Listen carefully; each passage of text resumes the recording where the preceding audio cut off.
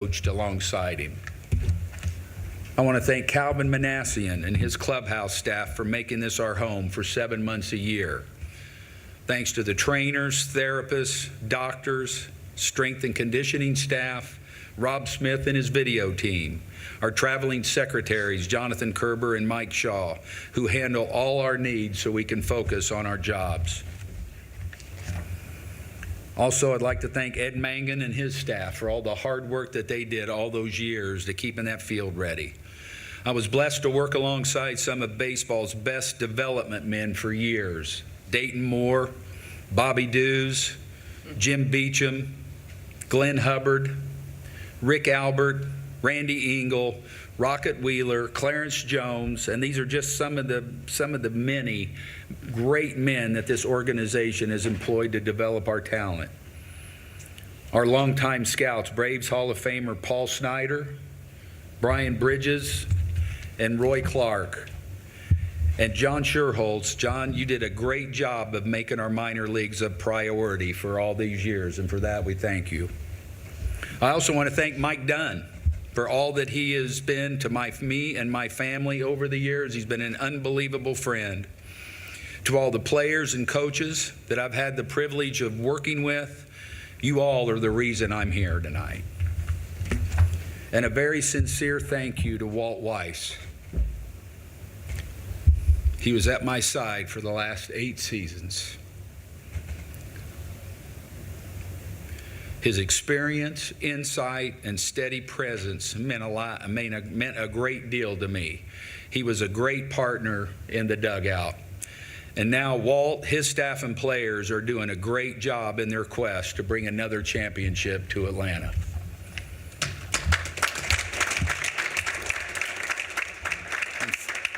And finally, to the greatest fans in Major League Baseball, you make this ballpark a special place every night. Braves country is real, and for that we thank you. I want to thank everybody so much, and we got a game to play, so let's go Braves. Thank you.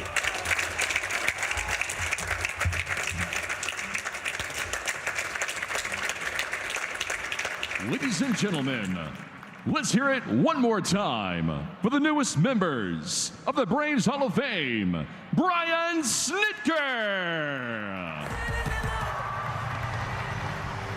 Peter, just such an incredible moment for Brian Snitker. Much deserved. We know the accolades, but the person he is really showed in this press conference. And we took the over-under on the tears. I thought there was going to be some tears. He certainly saw some, and he deserved every one of them. Yes, he did. Tarp is off the field. Braves baseball is coming up next.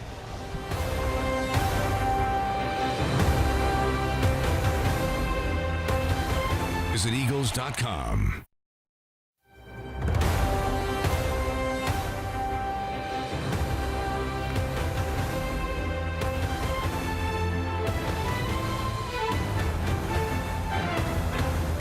This is Braves Vision.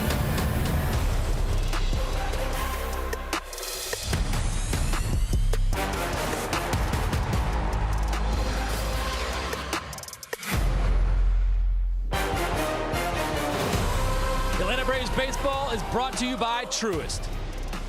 This is game 2 of 3 versus the Philadelphia Phillies. The Braves took game 1 by a score of 5-3. Last night, this night has been all about Brian Snitker as he has been inducted into the Braves Hall of Fame. 811 wins, 6 division titles, NL Manager of the Year award, and 2021 World Series champion. I think this night's made better by the fact that the Braves had the best record in baseball, one that Brian Snitker could be proud of, as the Braves are 19-8 on this young season. Welcome in, Nick Green and Peter Moylan here with you. Peter, that induction was incredible. I loved all things about that. I loved the fact that his grandkids had a special message for him. I love the fact that he appreciated everything and everybody in that induction. And the coolest part for me is not often you see a ceremony like that where somebody has had such an effect on everybody on stage, whether it be Chipper Jones, Tim Hudson, TP. Everybody on that stage was touched by Brian Snitker in a certain way, and I'm telling you, everybody loves him as much as we do, Nicky. I definitely teared up. An incredible speech by his grandkids. I know that was something that meant a whole lot to him, but I think that just shows you how important he is to so many people, his grandkids and people involved in this organization. as well. Well, we have to get down to Truist Park, inside the park, and get with Paul Bird, who is with Chipper Jones.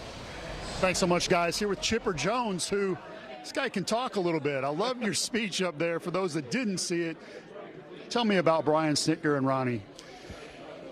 The perfect couple, you know. I mean, like I said, we need to fit Ronnie for a Hall of Fame jacket. You know, I mean, because she's been the other half of Snit for so long and done such a great job of supporting him. And I just can't tell you what he's meant to so many good young players coming up through this organization, both at the minor league level and the major league level.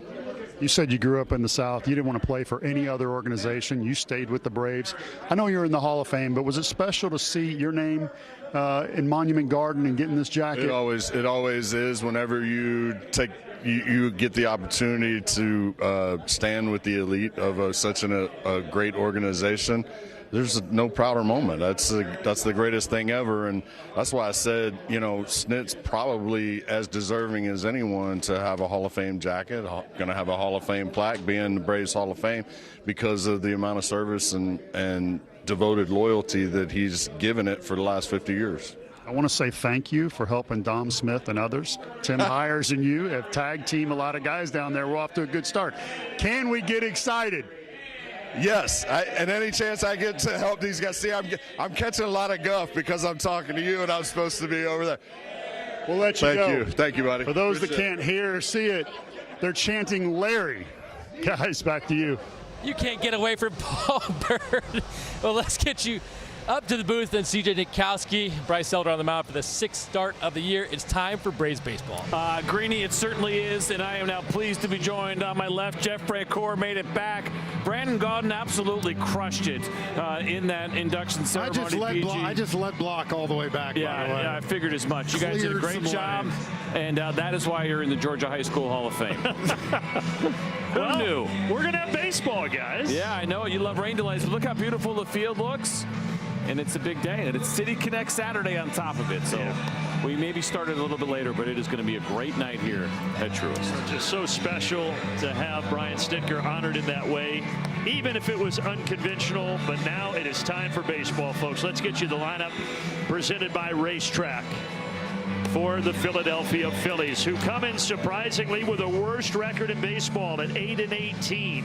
It'll be Turner, Schwarber, and Harper, the top 3 in the order, under Rob Thompson's tutelage tonight.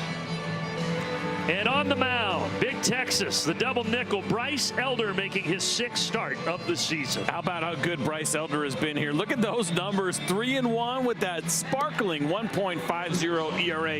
He has adjusted his repertoire, and he has been excellent to start the season at a time when the Braves have needed him maybe the most. It's time. And now it is time for tonight's Ford Keys. Frenchie, I want to know who's number 1. We think about Bryce Elder, we think about his sinker, but the slider is actually the pitch that he is throwing the most, at least so far this season. And how about one more for the skipper here on Brian Snitker's night as we celebrate him. One last W here on Snit Night. Just under an hour delay, but this place is packed and ready to go on a Saturday night. A called strike for Bryce Elder. Right on the outside corner to Trey Turner. Braves winning yesterday 5-3, come from behind style. So guys, I mentioned it, but you think if you would have said on April 25th the Braves would be 19-8, I think people maybe would have said okay, but to think that the Phillies would be 8-18 with the worst record in baseball, strange to think where we're at right now. If you would have thought in this division that the Phillies would have a 9-game losing streak, but 12, said no way. But that's where we're at. That's where we're at, and kind of a golden opportunity for the Braves to continue to separate from Rob Thompson and the struggling Phillies. Turner grounded to short. There's Dubon. And a good start for Elder and company.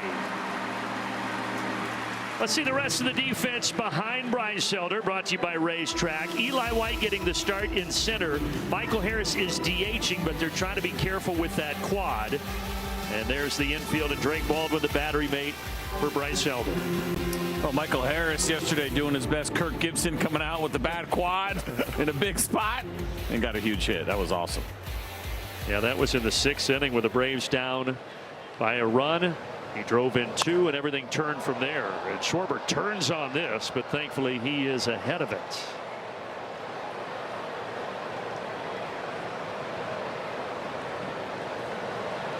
Well, you know, for Schwarber, it's all about 3 true outcomes. He does not hit for average, but he does have 8 home runs and 15 driven in already this season. He has struggled against Bryce Elder in his career, 0 for 8. Now, there are 4 walks in there, of course, something he does extremely well. And what's interesting about some of the history is that this is a different Bryce Elder. His pitches look different, so good or bad, it's a new look. That is fair. Olsen takes it. Elder covers. A couple of grounders to start the ball game. And there's a good example of the new look as Bryce Elder goes to his cutter. He has been so good against lefties here early on in the season. And the cutter is a big part of the reason. It's weird for me, French. I want to get your thoughts on this. He only throws his cutter to lefties. Yeah. The right on right cutter, is that not a good pitch? Good pitch to hit? I will tell you this. He doesn't throw 95, 96, right? Yeah. So I think sometimes he gets worried of maybe hanging it a little bit or the guy's cheating going the other way. I don't think they liked your answer. No. They're booing like crazy. Well, you know, or that's Bryce Harper coming to the plate. Bryce did have a homer yesterday, 1 for 5 with a couple of strikeouts. And Elder gets ahead of him 0-2.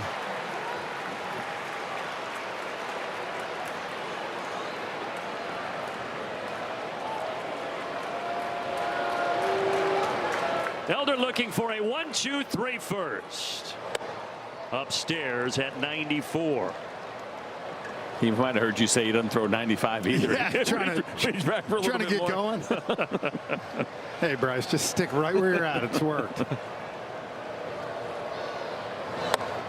Well, it has been a tremendous start to the year for Elder. Through those 5 starts, a 1.50 ERA, and that is the 4th best in baseball.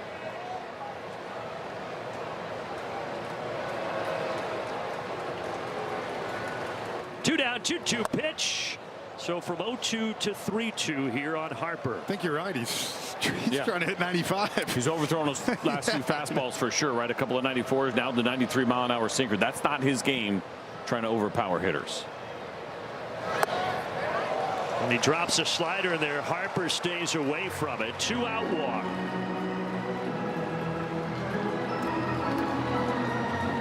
So you think just trying to do too much? I think after that 0-2, definitely on the fastballs, and then you're trying to get chased 3-2. It is Bryce Harper. He's got a good eye. You let him see enough pitches, even though that was the first slider that he saw. He's not necessarily going to chase that. Get a little bit closer in the zone, you got a chance. So 4 straight balls, and now a ball low here to the cleanup man, Adolis Garcia. The replacement this year in right field for Nick Castellanos, who is now with the Padres. Man, they're desperately hoping he can get back to that form in 23 with Texas, because that's the thing. It's 1, 2, 3, very top heavy in the lineup, and then it gets a little bit thin. He's definitely improved that right field defense, which was a big one, right, yeah, with Nick Castellanos, but the bat has not come around just yet. And just collectively, you look up and down the lineup, certainly there's some pop there, but the Phillies right now 28th out of 30 teams in baseball as far as scoring is concerned. Soft little liner to left, and Yastrzemski can't get it, and it's going to roll all the way to the wall. Harper will score easily. Garcia to third, and it's 1-0 Philadelphia.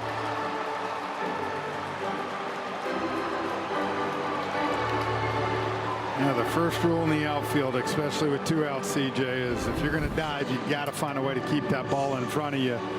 Right here, I know it's tough, right? You're making a hustle play.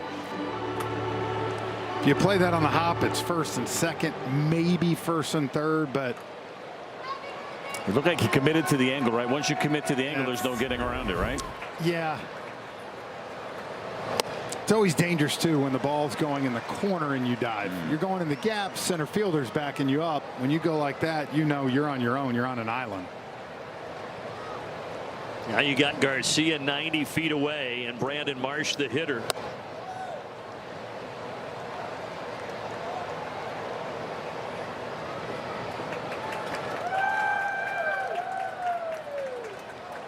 Marsh 1 for 5 yesterday when the Braves won 5-3 in game 1 of the series. Lifts it out to right, sending Acuna back. At the wall, and just enough room for Ronald Acuna Jr. The Phillies do get one. The Bravos coming up. Bottom of the first, back here at Truist Park. The Atlanta Braves wearing their beautiful new City Connects tonight. The first man to step up to the plate in that jersey is Ronald Acuna Jr., who had a 2-run homer yesterday to help the Braves to the 5-3 win. And on the mound, an Atlanta native, a veteran making his season debut. Been out since middle of August last year with a shoulder injury. Zach Wheeler gets the ball tonight. That was a pretty significant injury. Thoracic outlet depression surgery is what he had. Now, there have been 5 rehab starts for Zach Wheeler. Word right now is that the velocity has been down. We'll see where he is in his first big league game as this one gets underway. But I'm going to say 96 for that was his average last year. What do you got? 94. Pay the man. 95. Oh, right in the middle. Son of a gun. Can we get some decimal points, please? That was 95 on the nose. Even the decimal point had it 95.0. There you go. Well, yeah, he sat 96 last year, but to your point, CJ, those rehab starts, it was below 93, so that'll be interesting to track tonight. Second one coming in at 95, so he's feeling that early pop. And guys will tell you that right there. When you have the kind of career that Zach Wheeler has had already, going down to the minor leagues, coming back from a surgery, it is zero adrenaline. A lot different when you're pitching at home in Atlanta. No. Wow, that one looked like it missed considerably. Home plate umpire Emil Jimenez. We know Ronald's been aggressive too, right? I mean, it hasn't gone his way when it comes to challenges, and so he decides not to challenge that one, but I think he would have won it. And then he swings at 96 outside, 1 away. Racetrack defense for the Phillies. The youngster out at center, Crawford. Martian Garcia at the corners. Corners of the infield, Bowman, Harper, Turner, and Stott up the middle. JT Realmuto, 10-day IL, dealing with a low back issue, so Marchand is now the lead catcher.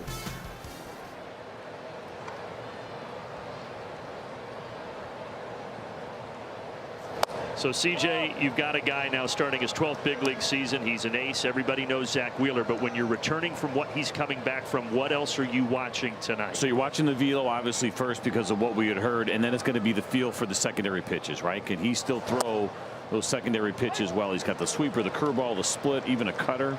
So it runs pretty deep. How do those look, right? Can he spin them as well as he once did? Can he locate them? Will they be as sharp? That's the next piece of the puzzle. At Baldwin out in front on the splitter. 7th season with Philadelphia for Wheeler after the 5 with the New York Mets. Has never won a Cy Young, but was runner-up twice. Most recently 2 years ago to Chris Sale.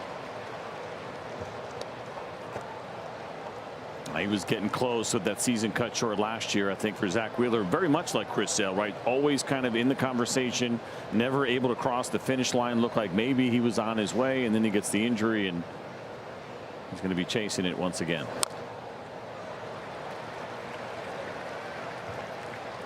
Don't you think they timed it perfect for Zach Wheeler to start back here in Atlanta, where he's from? Get him in some decent weather. Yeah. You need him really badly. I don't know if they worked out the way they wanted it to, but here it looks they right are on paper. Born in Smyrna, East Paulding High School for Zach Wheeler as Baldwin fouls it away. That's what Drake's done such a good job, man. It continues to be impressive.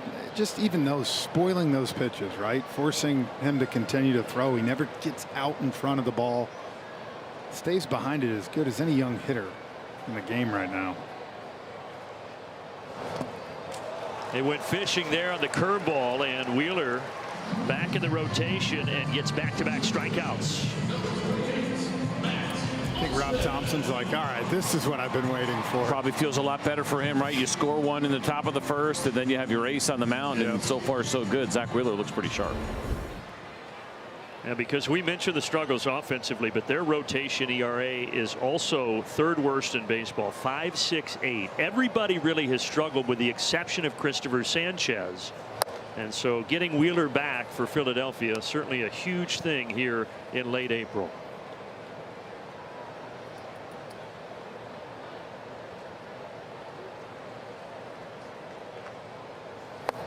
Olsen with a sword, 1-1. The other part will be length, right? What can Zach Wheeler give them tonight? He got up to 5 2/3 in those rehab starts. 77 pitches was the highest. 85. Probably 90. comfortable in the 80s, high 80s. I'd agree.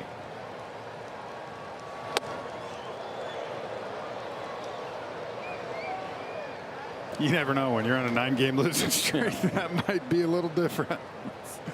They're going to have to be careful. Their bullpen's not in great shape either, and certainly missing Duran's a big one.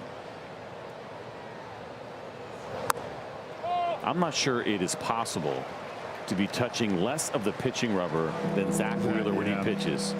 That is incredible to watch, and just watching it in full speed, that right toe, by the time he actually delivers a pitch, is barely touching the pitching rubber.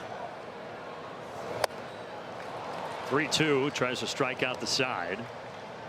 What do you take away from that, CJ? It creates angle, right? I mean, you think about certain guys who were just having this conversation before the game with Paul Bird. He's a big fan of righties actually being on the third base side of the rubber. And having that crisscross. Yeah, and if you throw across your body, right? It all depends on what your comfort level is. Birdie's really good in this area. Look how little he's touching that right there. That's amazing. And the thing that you always wonder about is deception of the curveball. Yeah. Right? I mean, you know this better than anybody, right? Thinking about a right-handed hitter and what the breaking pitches look like. And I think, too, for him sometimes, he didn't really throw much of a two-seamer all the time, so that fastball rides a little bit. So maybe the 3-1 that Matt swung through is that pitch. Olsen does disrupt Wheeler here with a hard-earned 2-out walk.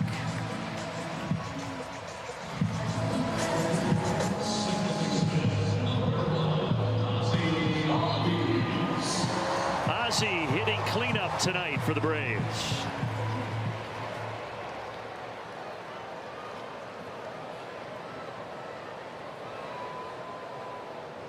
Two for 4 last night for Albies, up and in with 96, and he called it a strike. Looked like it may have clipped the northwest part of the zone. I think ran back a little bit, and that's what kind of got Ozzie jumping.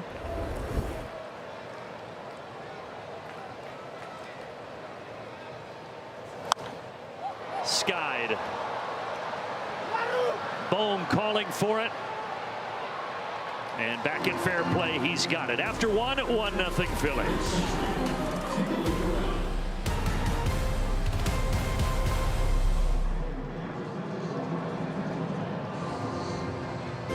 It is Brian Snitker's night.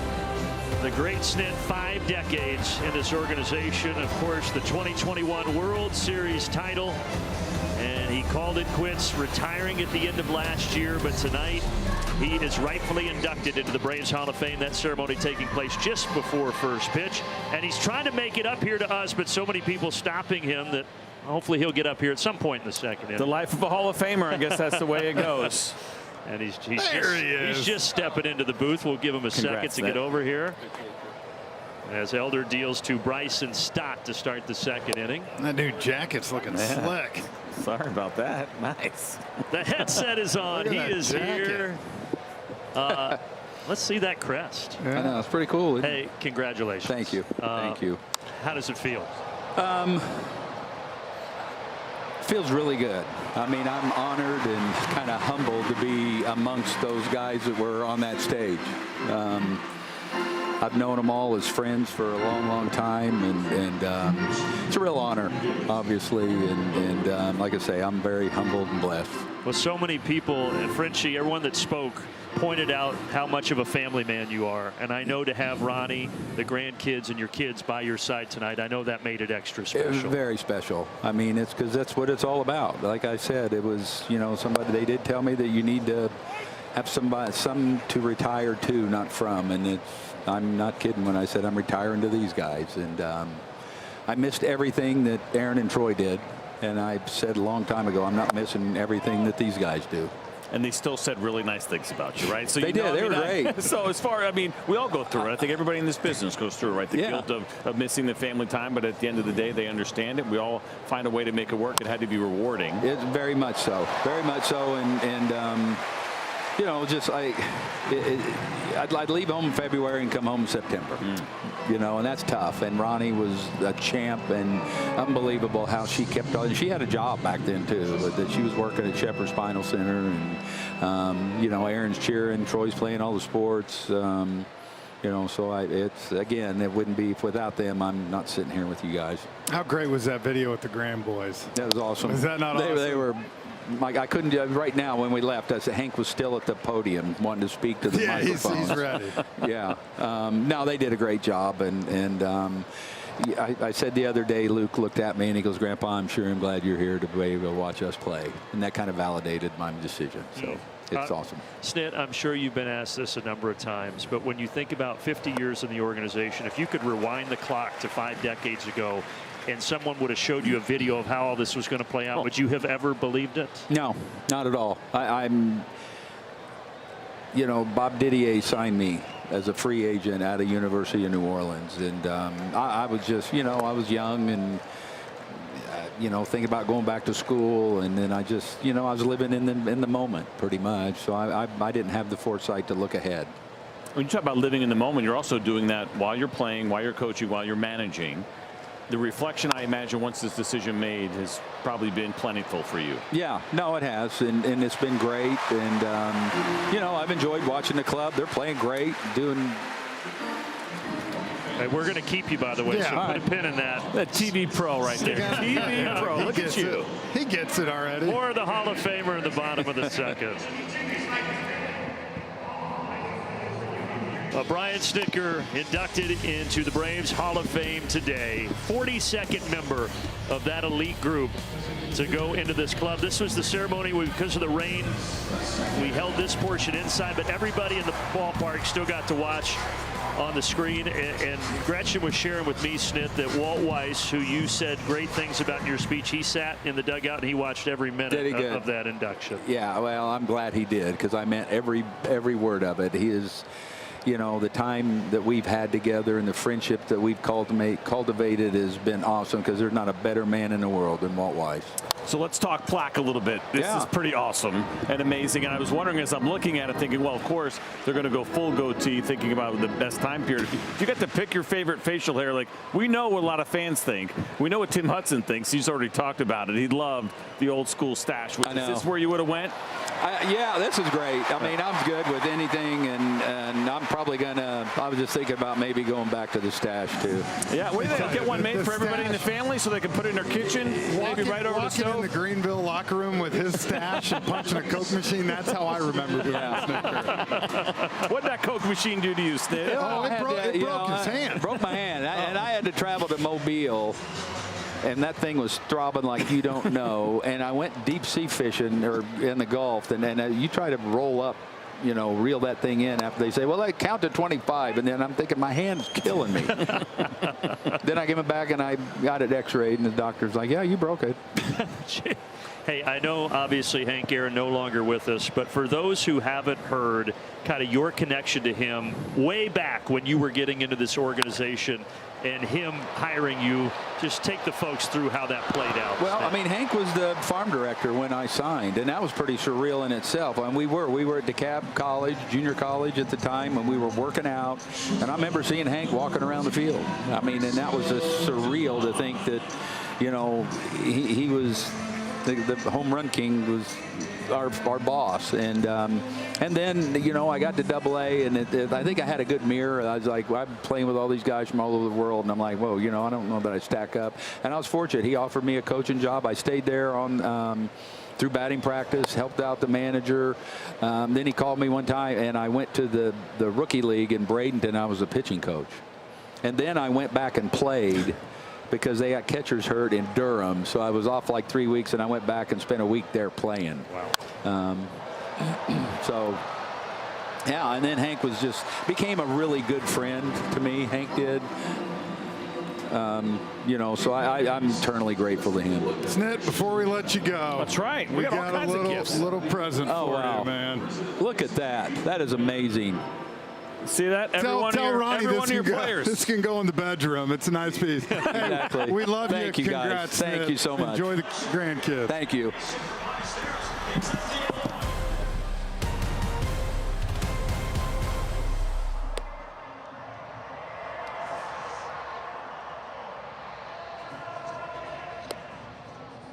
induction night here on April 25th. Troy Snitker, his son, felt like he wasn't going to make it. They're facing the Diamondbacks at Citi Field. Of course, Troy is the hitting coach of the New York Mets. He was at the field this morning when he found out the game was postponed. He checked with Mets hitters, seeing did anybody want to hit. They said, no, coach, we're good. And after that, he hopped on a plane at noon, flew down to Atlanta, and got outside Snit's hotel room door at 3 o'clock just before he went to the field. And how about this? When he first knocked on the door, Snit thought it was the maid providing some room service. But pretty cool that he had a chance to get here and see his dad be inducted into the Braves Hall of Fame. Yeah, it kind of made it complete, right? Everybody was there for Brian Snitker. Well, and Troy's such a, I mean, they're best friends, man. I mean, he followed in his dad's footsteps, and to get here, and what a moment for him. And when he was up here, there were only 16 pitches thrown in that second inning. Yeah. It went too fast. Yeah. I mean, have a night stand. We got rain and we got quick innings when you're in the booth. Let's be honest. That man deserves to go down, sit in the suite, and have a cocktail. He might have one or two. You know, when we had him earlier in the year up here, just talking to him off the microphone, he loved his time as a manager, but you can tell he's loving that time with the grandkids and the family, and he just feels relaxed and happy. Yeah, and it was a tough decision, right? I mean, there was a lot that went in it. When you think about, man, I'm walking away from this team, this every night. We're gone with a nice ground ball from Trey Turner, but guys, at the end of the day for him, I think it's exactly where he's supposed to be. And with those grandkids, letting Walt kind of take over, and it's just been a good transition. So I want to know why he punched that Coke machine. Missed the cutoff man, cost him a game. What happened? Kelly Johnson. Ah, that was his fault. He's not here to defend himself, so blame him. Kelly is here. Oh, he is. But he's not up here. Then went to that Coke machine. What'd KJ do? Huh? Over? Big one. What happened? Bad play? A stop sign or something. 2 down, a couple of ground balls, and now Schwarber, who bounced out of the first, is up there. The third inning, by the way, folks, brought to you tonight by Audi. Experience the all-new Audi Q3 at your local Atlanta Audi dealer today.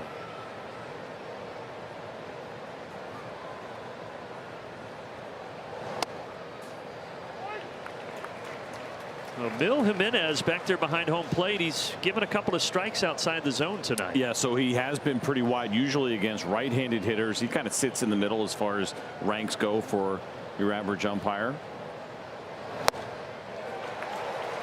You know, but it's funny. I think as the season goes on, you're going to see less challenges in certain situations like this. I think people are realizing it's a 1-0 count, right? Yeah. Like third inning, nobody on.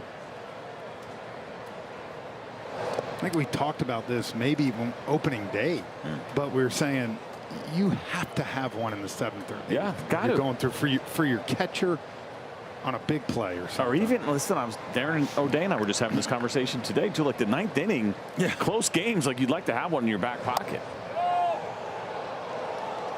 Well, I think that's why you said it, CJ, but Ronald didn't challenge that pitch in the bottom of the first. And that was one of the more egregious ones I think he would have had. Yeah. It's probably been like, hey, let's slow it down. Ground ball fest here at Truist Park. 7 in a row retired by Bryce Elder.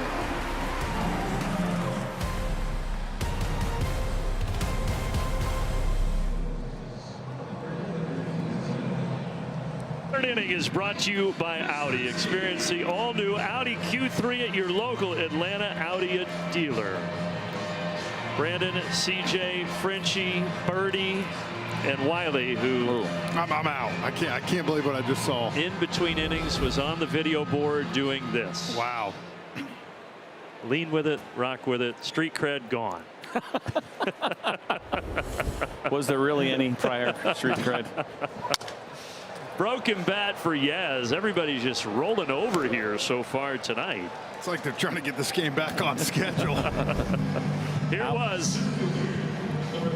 Cop police clearly impressed. That poor girl right in front of her. There's nowhere to go. You got to man your post. Yikes. I actually have to give Wiley his flowers. That wasn't bad. I'm gonna be honest with you. I'm not all that concerned with the opinions of up in the booth because I don't think you guys knew what you were watching. That's true. That's fair. I don't think I did either. Wiley, listen, I'm trying to give you your flowers. I think I was watching a touch of greatness right there. Just a touch, Just a BG. touch. Just a touch. Just That's a touch. about as close as I've Let me come. tell you, to do that in front of 40,000, that takes guts, my friend. But you rocked it. To do that 3 feet in front of a police officer, I thought was also very courageous. I do think you made a good point, CJ. Though, when you don't have much to lose, I mean, what am I really losing? Honestly, I mean, Frenchie, you know me well enough. None of that surprised you. No, actually, no, it didn't. In a suit too. You know Wiley kills it at weddings. Kills it. That's the thing. Wiley's that was the Westminster prom right there. I'm missing a wedding right now, by the way. Wiley has done that now in a quarter zip and a full suit and tie. So look out. Another one on the carpet. White runs well, but not well enough to beat the throw from Turner. 2 down.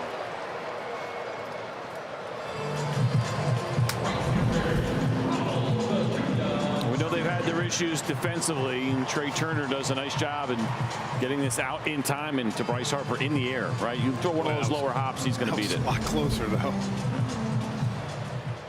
So Zach Wheeler pitching for the first time since August 15th of last year after being shut down with a shoulder issue is trying to get through 3 scoreless here, giving up just the 1 hit so far to Harris.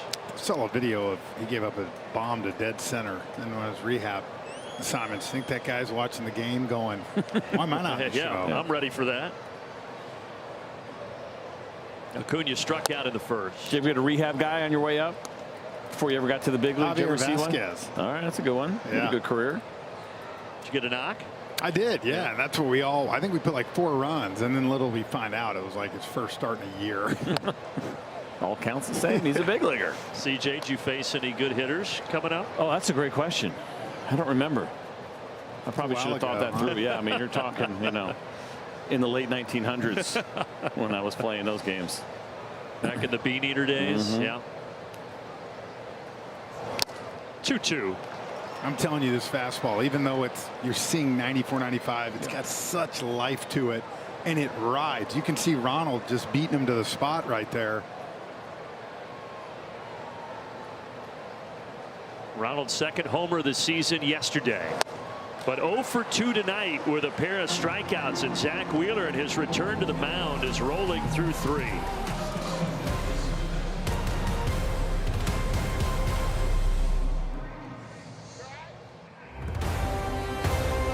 Atlanta Braves baseball is brought to you by your local Ford dealer, by Alpha Insurance, your winning lineup for auto, home, life, and health, and by Rooms to Go. Buy the piece, save a little. Buy the room, save a lot.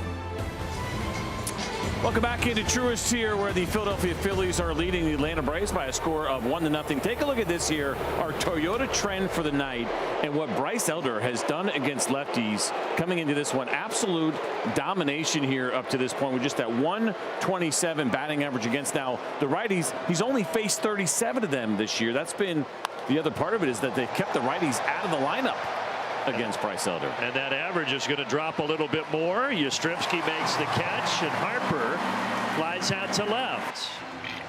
But CJ, to kind of go on your point, even the righties, the average was higher. The OPS wasn't that high, so it's not a lot of slug, probably just little singles here and there. He's been excellent. I do think the idea of the cutter has probably been a really big help here for Bryce Elder, and kind of making those lefties a little bit more wary, and he's gotten Schwarber out on it twice tonight. What's so great about Bryce too is, I know Snit was up here a few innings ago. How many times he had to tell Bryce after he pitched well, you're going back to AAA? Yeah. And he always said, never complain. Frustrated, yes, but just continue to do his job. Same thing coming into camp this year. And Walt Weiss said the exact same thing 2 weeks ago. He said through all the ups and downs, Bryce Elder is the same guy every single day, and he said for a manager, that is such a nice feeling. It's nice to have those guys, right? I think anybody would tell you from a personality standpoint, and certainly from a production standpoint, you take 13 Bryce Elders on your staff. And he's rolling. The only issue was Garcia, who just lined out when that ball was hit to left back in the first, and Yastrzemski dove for it and missed it. That allowed the 1 run to score. Outside of that, Elder and Wheeler have been phenomenal. What a crowd we got here tonight for Stitt. Everyone hanging around with the rain delay. It was great atmosphere here last night, watching the game on television. Been a fun weekend so far here at the ballpark. I got to tell you, with a 56-minute delay and the way it was trending, I thought some of these folks would clear out of here, but there's not a seat to be had. Saturday night pop. Saturday night fever. Wiley's getting everybody fired up. That's really what they came to see, right? The rumors were out there. They heard it might happen. Problem is, of course, Braves win tonight, and guess what Wiley's doing tomorrow? Dancing again. That's right. Elder, rare that he falls behind 3-0, but he does here to Brandon Marsh.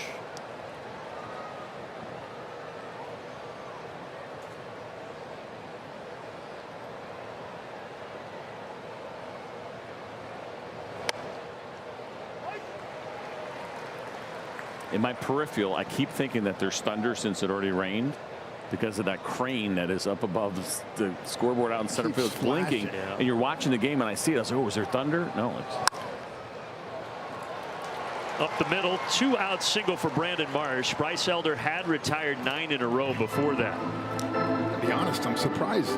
It can't be on purpose. Well, no, right? It's not. But I'm saying I'm surprised a hitter hasn't maybe said something. Even when you're just looking, I get it's out there and it's annoying. Let's be honest. There it is. Yeah. Our own little light show. I can't remember if it started after or before Wiley started dancing, and it kind of added to the entire effect, really. That's what it felt like watching. Well, 2 down. Here's Stott.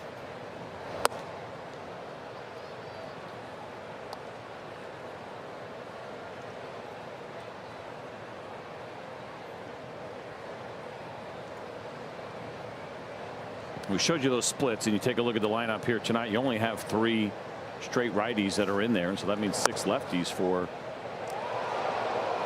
Elder, and he's okay with it. It's one of those things. I know you're never going to do it differently, right? You're always going to give that opposite-handed hitter, but when a guy's done the job that he's done against the lefties this year, I always wonder about that for teams. If you have the personnel to say, "Hey, we throw a righty up there." He is not. By the way, that 0. I know it's only 37 batters. He hasn't walked one yet. Yeah. Not one right-hander yet this year.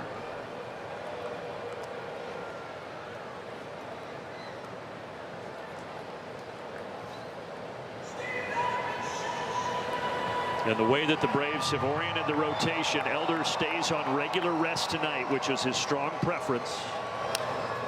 And that would foul away 2-1. Especially guys like him that rely on movement, man. Sometimes you give them 7-8 days and that ball comes out flat. But they've been trying to give Chris Sale, Reynaldo Lopez an extra day here and there. But Elder says if we can do it, I'd like to go every 5 days. He went Monday in D.C. and now Saturday back here in Atlanta.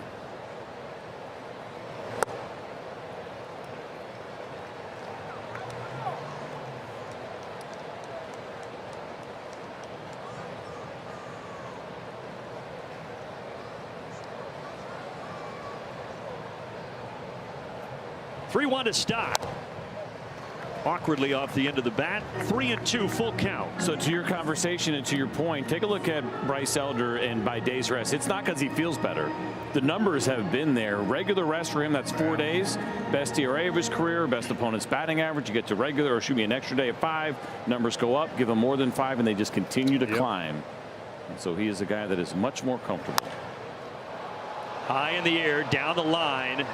Acuna is over there, reaching up. He can't get it, and it's fair. That is going to be 2 RBI triples tonight for the Phillies, and they lead it 2-0. This one from Bryson Stott off the right field wall. See how far this ball bounced and came back? It seemed like it was up in the air forever, too. Oh, my gosh, forever.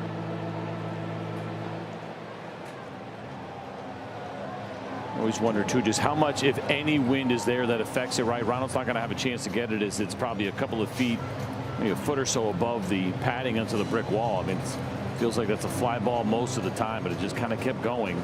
Ronald thought he had a shot at it. It's a bad luck bounce, too.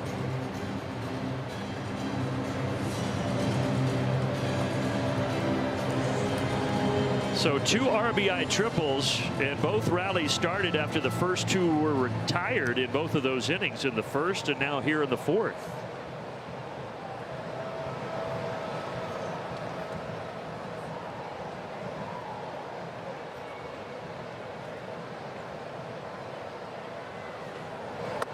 Crazy thing is, too, both of the triples weren't hit hard. Yeah.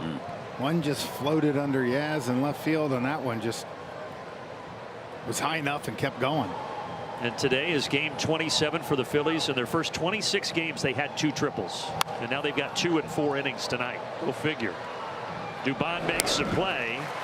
Now 2-zip after 3.5.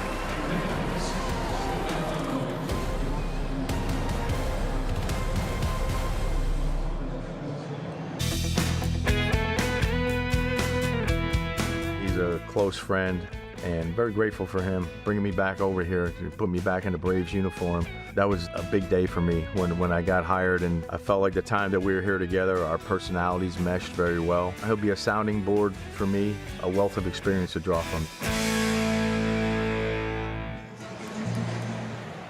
And during Brian Snitker's speech, he had equally great things to say about Walt Weiss. What a special relationship, and how special for Brian Snitker to get to pass that baton on to Walt Weiss. And look, some people may say, oh, well, maybe Snit's thinking, oh, the team's off to a good start. Wish I was still there. I think Snit is just genuinely happy for the success the Braves are having. How many times do we see kind of that manager in waiting, right? And when he finally gets the team, the cupboard's bare. There's nothing there. And that's what I'm so excited for Walt, is that it was a smooth transition. And, it set Walt up to come in and do what he's been doing, which is a phenomenal job. I also think it's a kind of a confirmation on the legacy of Brian Snitker that you want his bench coach to now be the guy, right? I mean, it's the guy that's under you. It's not like, hey, we need a completely different kind of voice. We don't like the way things have been, and we're going to empty out and start over. No, we're going to take the guy that's been right under him, let him take over this team, and it's been working out extremely well. And the Braves off to a 19-8 start. Best record in baseball, but down 2-0 right here in the bottom of the 4th. That missed inside, and a leadoff walk here for Drake Baldwin.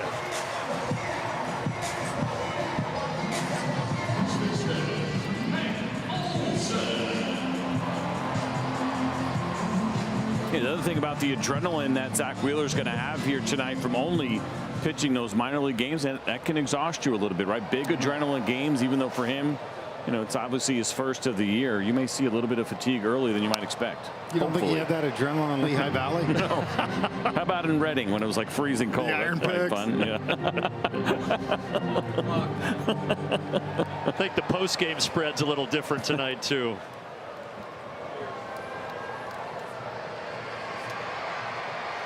Olsen walked back in the first. Ooh. Cutter, they say, caught the inside corner. You can see Matt thinking about challenging it.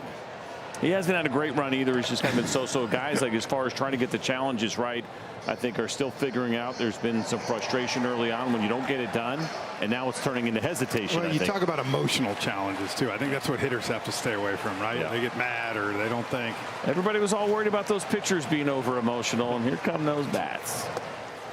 Well, another thing we've talked about, it's funny enough, but there's some catchers in the game that have zooted some balls, and it makes that hitter think there's no way that could be a strike, and then it goes to the thing, and it's bam right there. There's a lot of games being played right now with this ABS on both sides.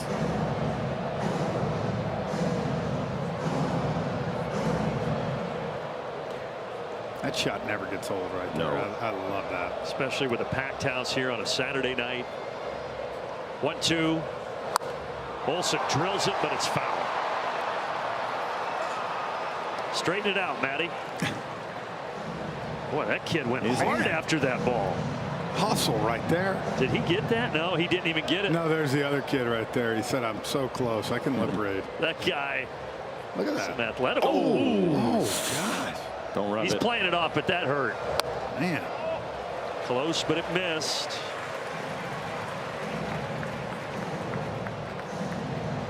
Give him an A for effort, though. Yeah, appreciate it.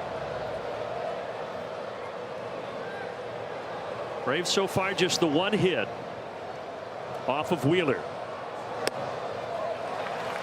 3-2. All right, let's break this down. Boom. Oh, God. Check out 2 chairs. The other guy's like, I'm out. And then on the way back right here. It's that leg. It's a good starting point, but heads up. Oh. What did he catch there? Hopefully. I thought a knee or a thigh, maybe. I hope it was. I don't want to do slow motion breakdown. Yeah. He might be in the ice bath post game.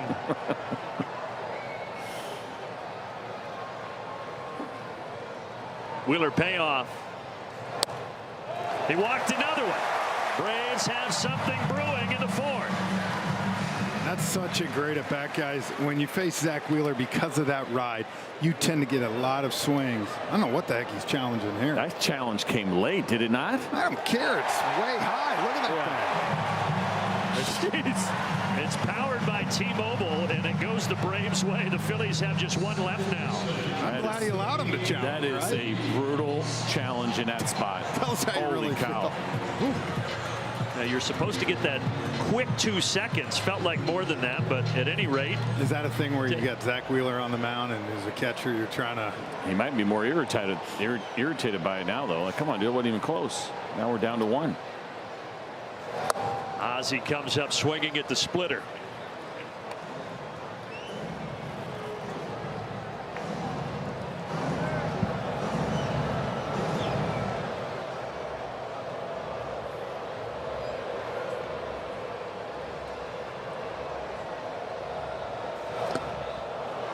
And the curveball in the dirt. No balls, 2 strikes.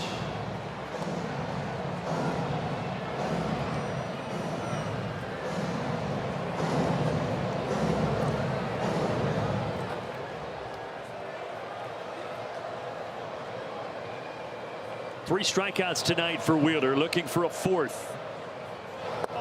Not on that pitch. Nothing straight so far here to Ozzie in this at bat. Split curveball and then another curveball after it.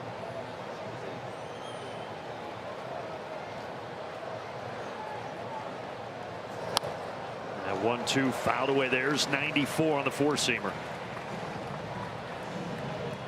Wheeler will turn 36 next month. That blood clot in his right shoulder last August shut him down. Had the surgery in September, had his first rib removed, long rehab, but here he's back. But he's in a jam in the 4th. Ozzie pops it. Harper over, and it's out of play.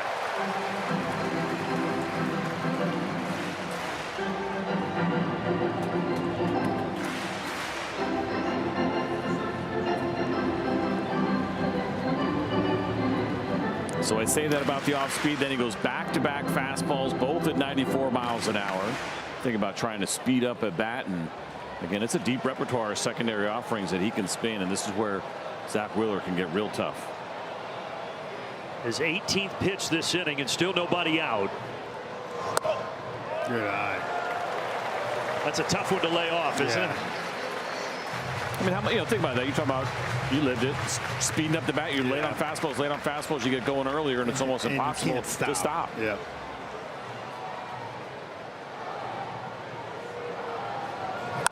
Ozzie grounder, diving stop by Turner, but everybody's safe. He threw it wide of Stott. Bases loaded.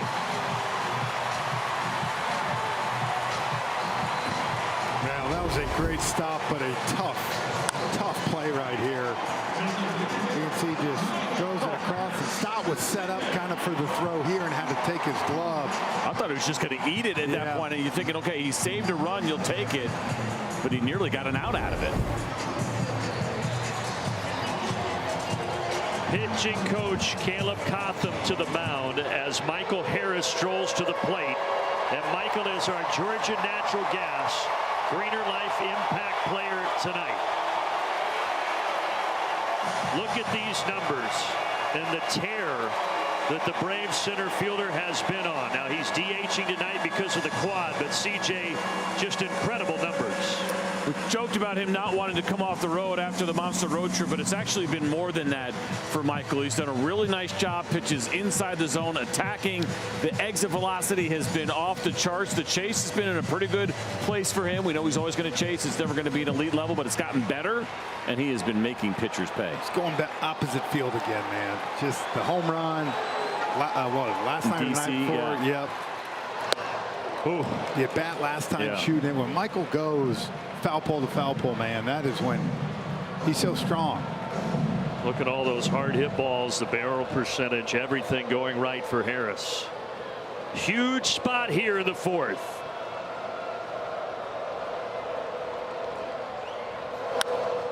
Foul back. Out of play.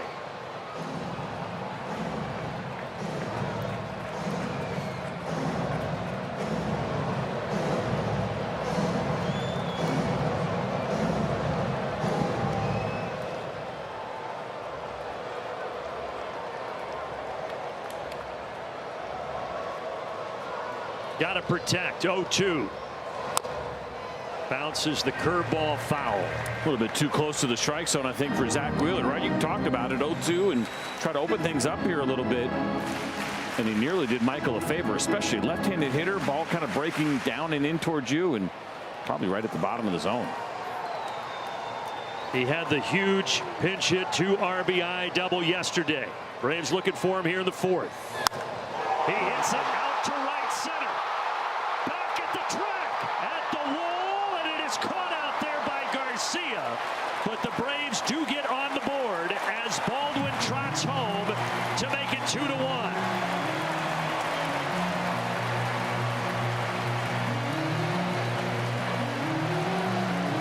Not gonna lie to you, fooled me. I thought it was gone. So did I. So the previous breaking ball is at the bottom or just below. This one in the zone. This is a mistake pitch. Yep. And Zach Wheeler is very lucky that it's not 4-2 right now. I think everybody thought he got it, including the Hall of Famer Andrew Jones. But now you've got the tying run 90 feet away, and Austin Riley at the plate.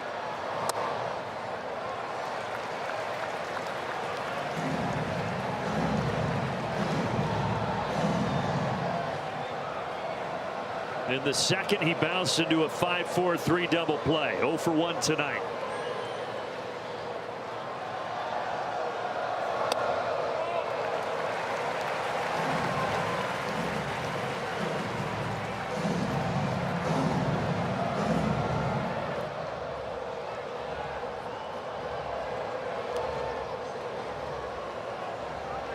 Already the 26th pitch of the inning here for Wheeler. 2-1 to Riley.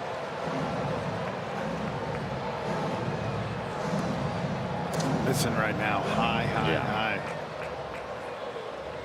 You mentioned, right, it looks good. It's got some giddy up, and let me say, why did he swing at that? Because it looked good coming out of the hand.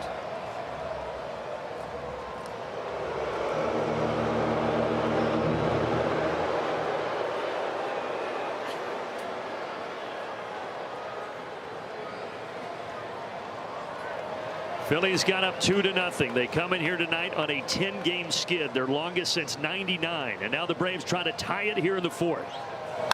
Riley line drive. It's fair. Olsen scores easily. Ozzie stops at third. For Austin Riley, it's career RBI number 500, and it's a big one. We are tied.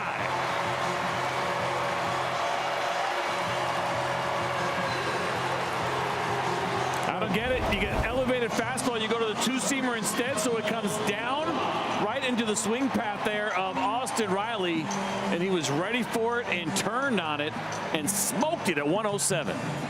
Yeah, and I think the great thing there is, look, all good hitters, even though you swung at a bad pitch 2-0, right, you can't come off the heater with Zach Wheeler. And Austin stayed ready, like you said, got that pitch in and turned on it beautifully. Now 2 in scoring position for Dubon. And you got the added factor what BG just talked about, which is this pitch count that's starting to climb up for a guy who's making his first start of the season. Congratulations to Austin Riley. That's a nice round number. And it came at a darn good time.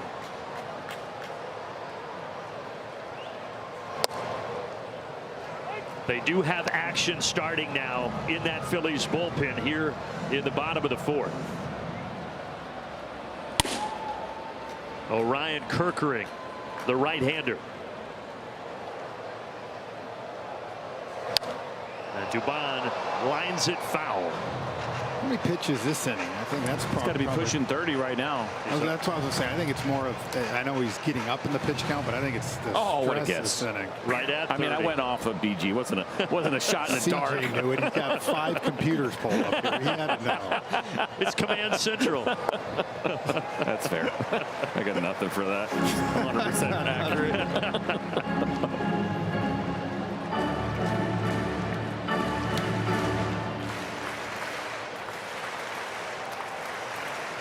Mauricio Dubon open to give the Braves the lead in the 4th. 2-2 pitch. Stays away from the sweeper.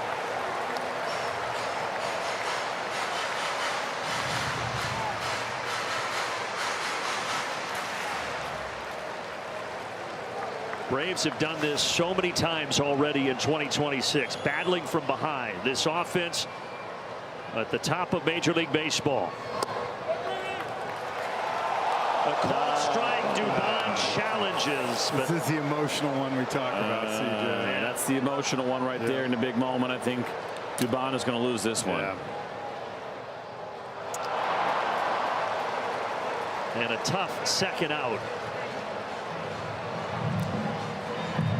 It's almost he thought about not doing it, and I think you're right. The emotion got to him. And it's a big spot. There's no doubt, right?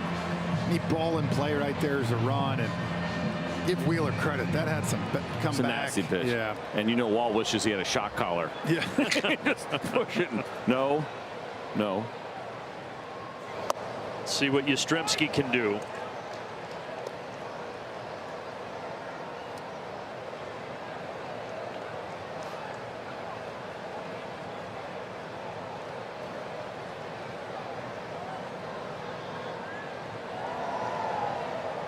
His 70th pitch tonight. Yaz pops it up. Ball will go over there, but it's going to get into the seats. Say Wheeler gets out. You think he's done after this? It's a good question, man. A lot of emotion. Yeah, I think so. You're talking about 70 pitches. What did we say? Got up to 77, I think, in his rehabs. Probably. I'm sure he's going to lobby for one more, but they just can't take the chance of pushing him. They lose him. Yeah, they're in trouble. He deals an 0-2. And that is in there. Back-to-back strikeouts looking for Wheeler, but the Braves tie it up after 4.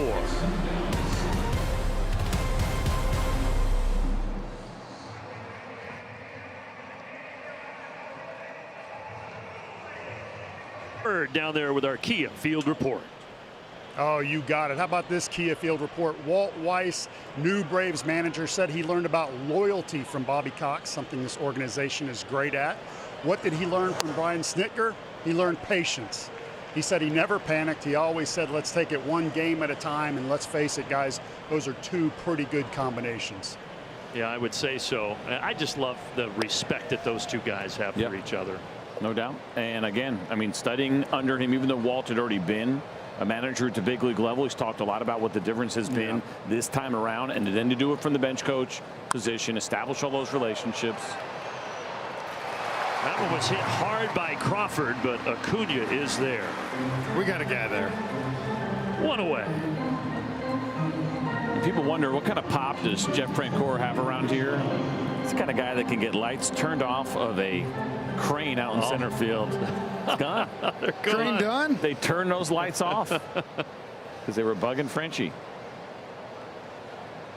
Yeah, if you're just tuning in, on the top of that crane there was a light that was malfunctioning and just flickering, but it is now no more. And doesn't it look better? It does. Yes. Now if a single engine Cessna runs into the crane, it might be a different story, but the single line when it's solid looks nice. It's a good look. Yeah, I don't that mind blinking the light. Just can't blink. Trying to do a job up here, right? Marchand is going to get this up the middle, so the catcher 1-out single. Here's a quick message from Chevy. Get into a 2026 Chevy Trax, starting at $23,495. Proud partner of the Atlanta Braves. Now Trey Turner coming off his second batting title last year when he hit .304. Slower start this season but he did have a 2-run homer yesterday. And a single here through the left side. Well, you know Trey Turner's not going to hit 220 all year. No, definitely not. Starting to come around a little bit here as he gets a look at the Bryce Elder slider, which has been an excellent pitch for him. That one just a little bit too much in the zone, but that slider has been money all year.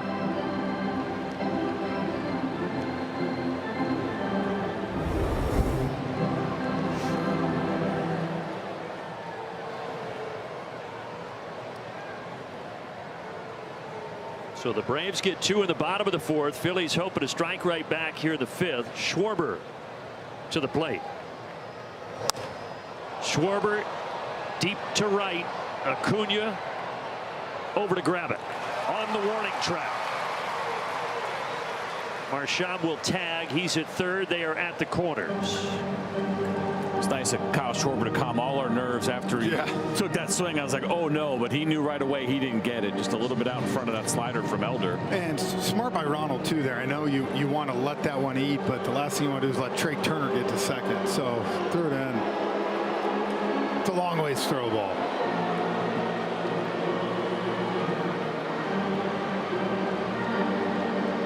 You can always tell when Bryce Harper is coming to the plate at Truist Park. Just have to listen.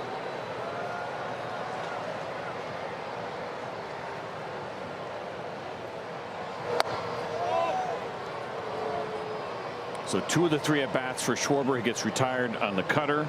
The last one there, the slider. Bryce Harper in his last at bat flew out against the cutter. And you get a first pitch cutter there. That pitch is real for Bryce Elder. Again, he has not used it against righties at all, but it has made a huge difference against some really good lefties. And leading to that paltry 127 batting average for lefties against Elder coming into tonight that CJ was talking about earlier. Ground ball here to the left side. Dubon stops it, but has no play.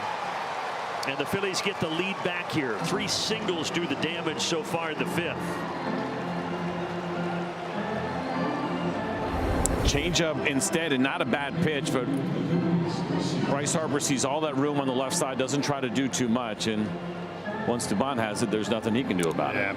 Weak contact, but found the right spot.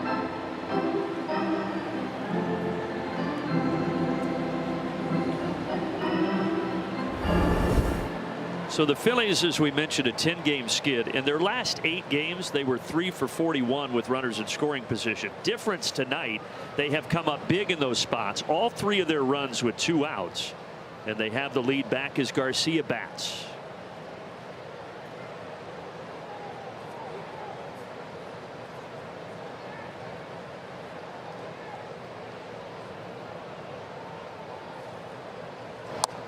That 10-game skid, by the way, interestingly, is all to 2 teams. 6 losses to the Cubs and 4 and potentially more coming to the Braves.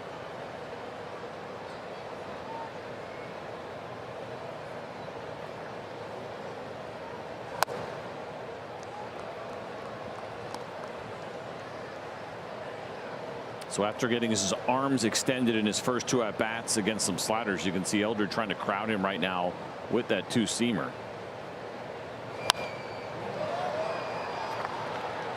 Four's got some cut to it too. That one had a little bit of life on it.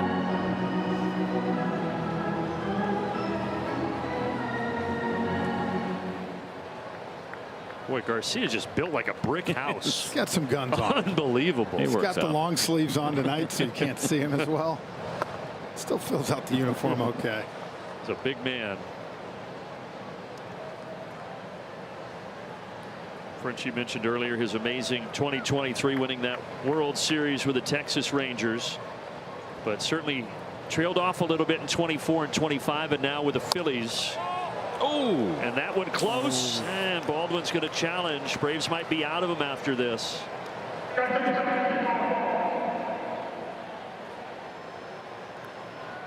Hang on.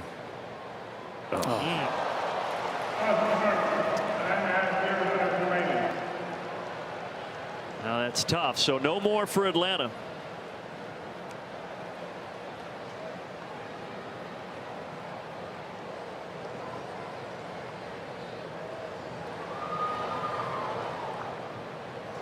Swing and a miss. That challenge ends up not mattering here in the 5th, but the Phillies do regain the lead.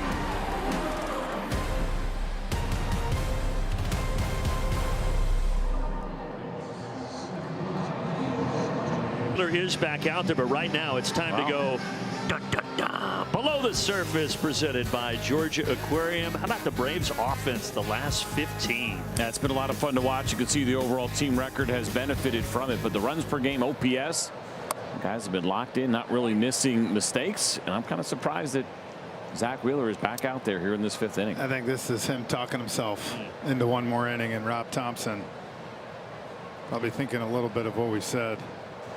Lost 10 in a row. Yeah, I'll send you back out for one more. He threw 36 pitches in that long 4th inning. And they got a lefty up now in the bullpen there for the Phillies. 4 of those lefties in that bullpen. Bouncer right to the letters of bone. Eli White 0 for 2.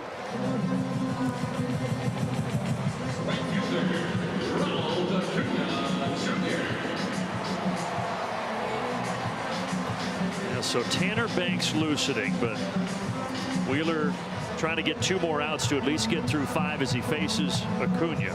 Yeah, I think you go along here batter by batter, see how the pitch count looks, and of course you got the tough lefties right after Ronald here in Baldwin and Olsen. If he gets Acuna out, I think he lets him face Baldwin. If he doesn't, might go to that lefty. I agree.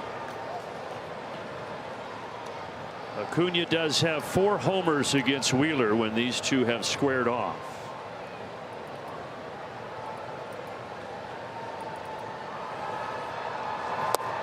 But Wheeler has already K'd him twice, and he's ahead of him 0-2 here in the 5th.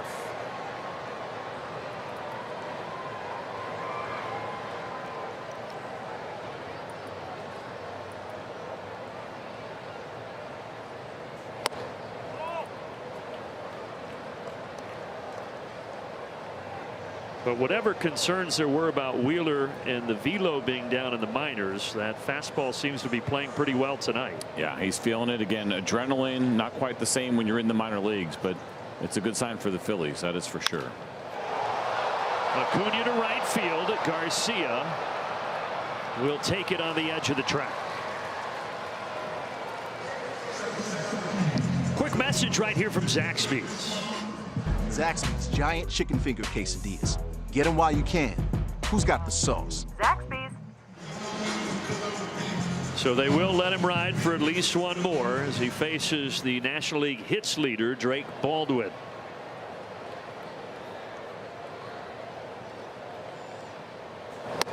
You talked about the 3 true outcomes. We use that a lot with Kyle Schwarber. Well, Drake Baldwin's 2/3 of the way there. How about the last one? Yeah, he's got the strikeout and the walk. He'll take a solo shot here.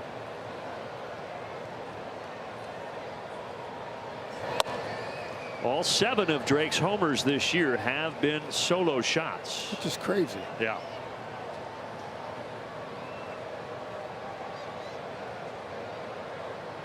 Still 23 RBI, so he's getting the job done the other way too.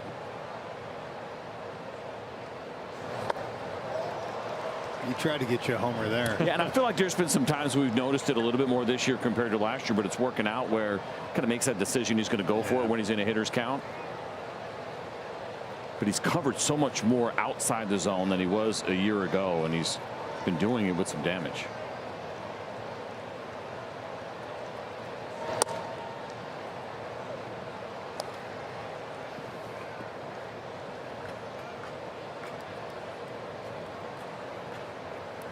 Zach Wheeler, his wife and 4 kids, they still make their home here in Georgia, starting his season here in 2026 and trying to get through 5 innings.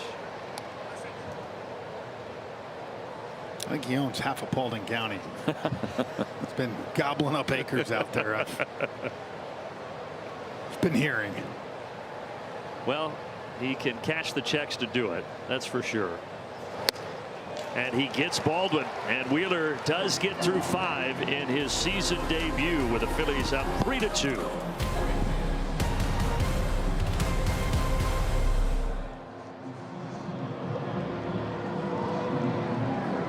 By Truist.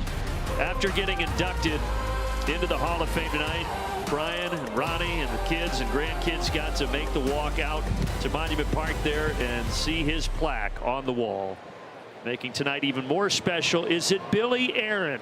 Whoa. Hank's wife is here, and Snit was talking to us about his relationship with Billy and with Hank, and that kind of has to be, I would imagine, the cherry on top for Snit this evening. 100%. Listening to him when he was sitting here next to us talking about just kind of being in awe, first of all, that he was even in the general vicinity of Hank Aaron, and ultimately what he meant to his career. Tapper back to Elder, and he tosses over. Marsh is 1 for 3. Now, how cool is that? I mean, what a connection. Who's that by Snit? Legacy. Oh, that's Katie Francoeur out there. She looks really happy when she's by herself. I thought you were talking about John Holland there on the left. You want to hang out with us up here? No. It looks way more fun down there. I noticed she was sending you pictures with various Braves Hall of Famers. Yeah, she's having a good time. She's having a good time. Yeah. I really like this jacket. Bryson Stott had the RBI tripled off the right field wall in the 4th. He sends a sharp one hopper to Dubon. What a great throw. I was going to say the play was nice. The throw was even better. Because you know, too, that grass is a little slick on the back of the infield there to be able to plant and make that strong of a throw. Almost lucky he didn't slip right here, right? Absolutely. When you plant the throw. Yeah, you almost saw a little bit of a stumble there, too. Mauricio Dubon's been a really pleasant guy to watch defensively. I didn't realize he was this good of a shortstop.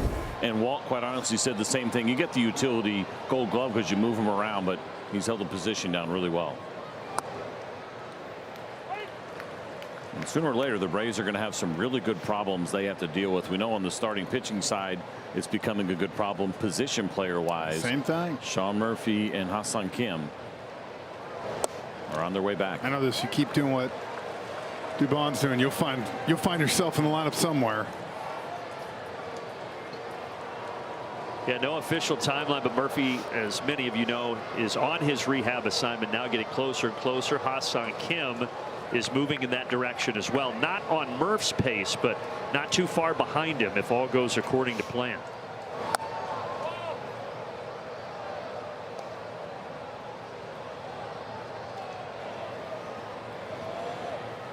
And the Braves also soon will get Spencer Strider back as well to help out the pitching. But the pitching has been tremendous. And Elder tonight now through 6.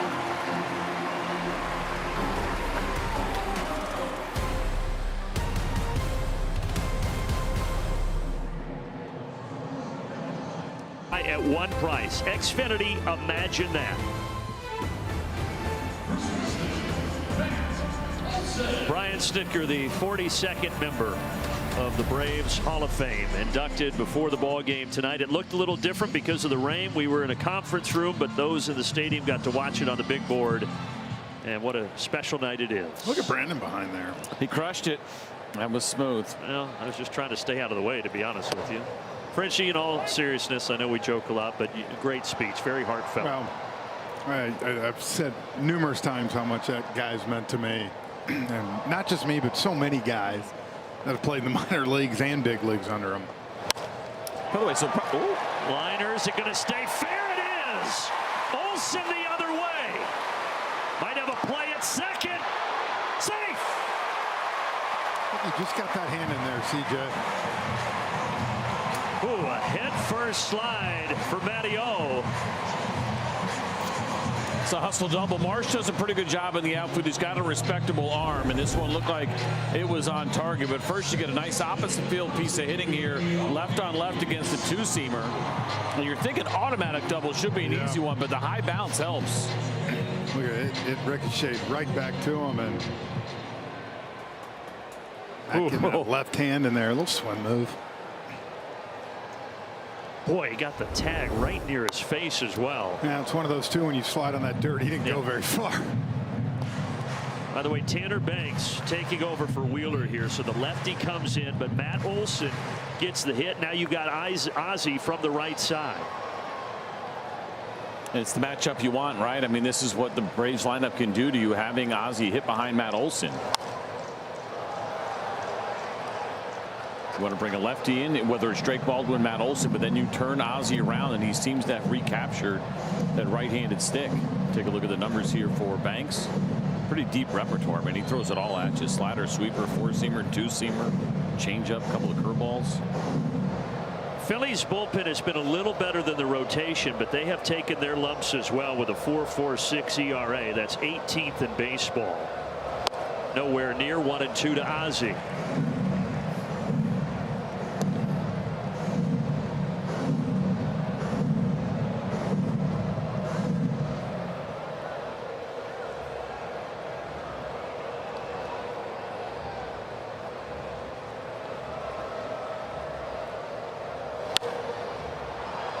Slider into the seats, still 1-2. So BG mentioned the speech that you made when you got here. You were telling us about it, and you told me that practicing it, you were at what, 2 minutes and 48 seconds? Yeah. And you had to keep it under 3. So all of us kind of got together. We put $5 in each tried to figure out where Frenchie was going to finish. We all taped your speech. Oh, let's go. Liner toward the gap. It is down, and this ball game is tied.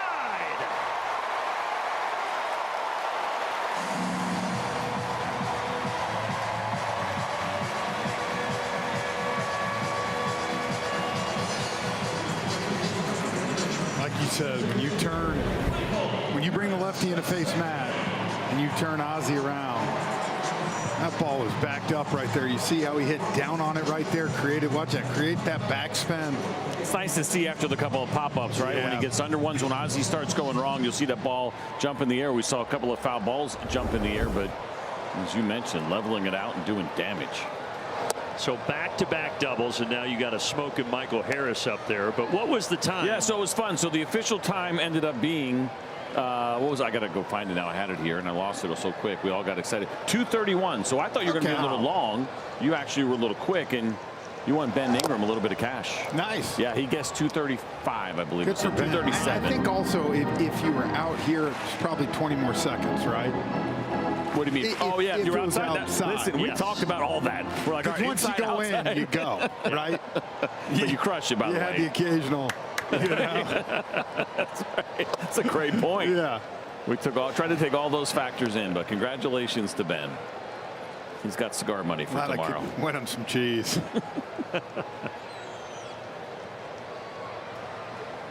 One ball, 2 strikes here to Harris. Slaps it out into left center. Ozzie's coming home, and the Braves have the lead. Guess who? It's that man again, Michael Harris II. So funny, we just get talking about him last at bat, right? Yeah. And where does this ball go? Not hit hard, but if you try to pull this ball, it's like the first pitch. You swing and miss, right? Instead, see how he goes out there, just pokes it. And great read by Ozzie. Yeah. I mean, he was going on right when this ball was hit. Watch this read. Knew it was going to be right over Turner's head. Easy score. You don't mind facing Michael when he's not right. As a lefty, you feel like you can do that and get him out. He is right now, seeing the ball unbelievably well, and now the Braves are up. Look at this scene as we go to break with a pitching change of the 6th.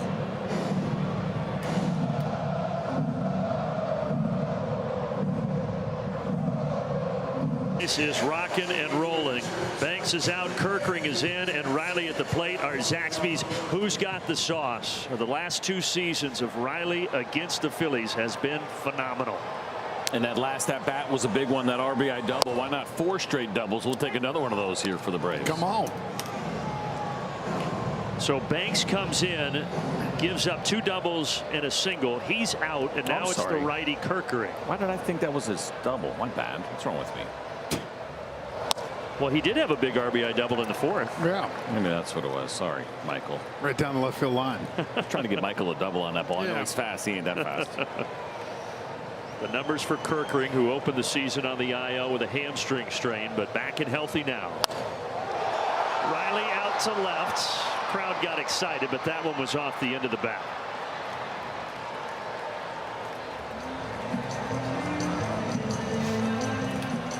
Now you might be seeing what you talked about, that pin, knowing you'd have to get what, 12 to 15 outs, why they left Wheeler in for that 5th inning. And the other part of it now, not only that, but you're down, right? You're sitting here trying to break this losing streak, but you're losing right now, and you're going to go to your better arms and then burn them out for tomorrow if you do have a lead. You've lost 10 in a row, man. Yeah. All that gets thrown out the window. And oh, by the way, tomorrow it's Chris Sale against Aaron Nola for the afternoon start.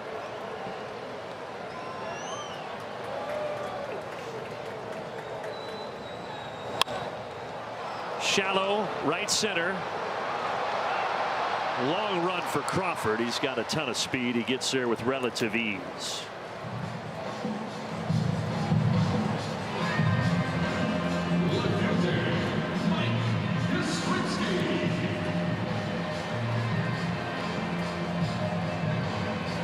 Be a good guy for Yaz to try to get it going here against a little bit for Kerkering. As good as he has been, looks like he's throwing the ball well. He's struggled against the lefties so far.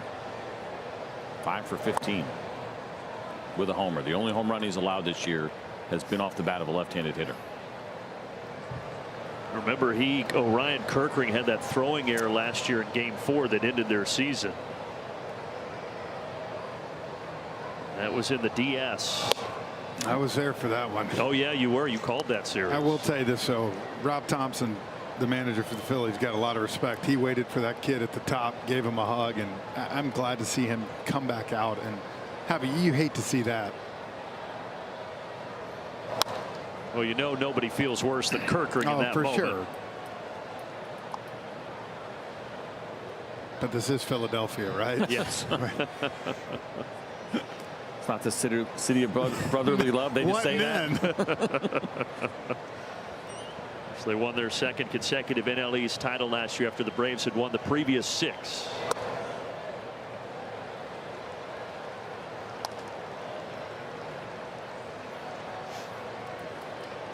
Fourth full season for Rob Thompson. He took over for Joe Girardi back in the middle of the 22 campaign.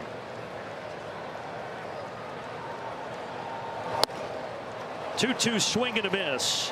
Inning over, but damage done, and the Braves have the lead 4-3.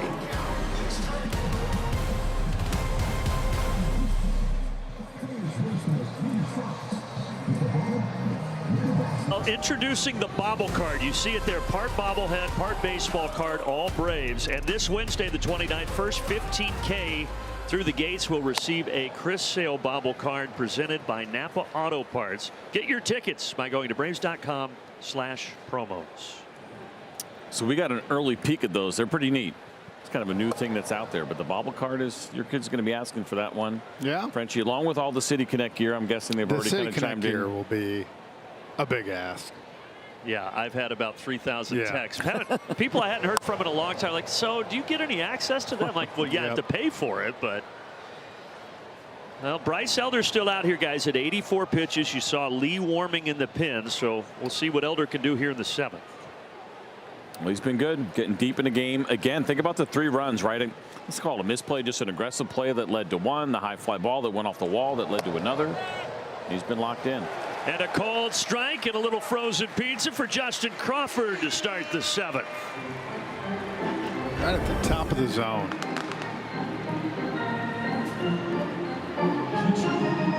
It might not have been intentional, but it worked. Yeah. That's one of those no. Oh, okay. Yeah, I'll take it. Yep. Happy to see the strikeout, but it took away what I was looking for. At least looking up with Bryce Elder, he's only had 1 start in his career where he's gone 6 innings with only 1 strikeout. Well, now he's got 2. So scratch that. So remove query. that. Take that away from Mission Control. Yeah, he got Garcia swinging in the 5th, and now Crawford, 2nd strikeout victim here in the 7th.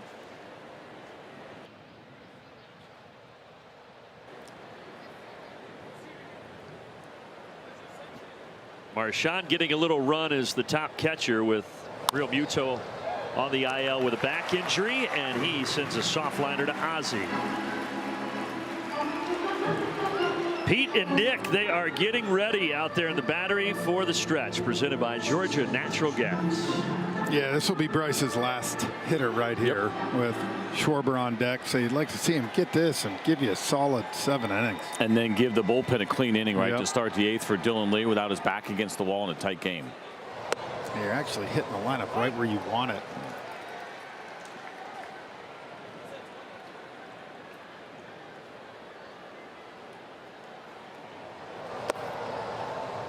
Even distribution for Elder tonight. 9 flyouts, 9 groundouts, and the 2 strikeouts so far. The first time this year he has faced a batter 4 times in a game. Always a big challenge, but Elder's got a deep enough repertoire to make it work, especially with the addition of his cutter. There's the 2-seamer fouled away, and he's a strike away from getting through 7 here.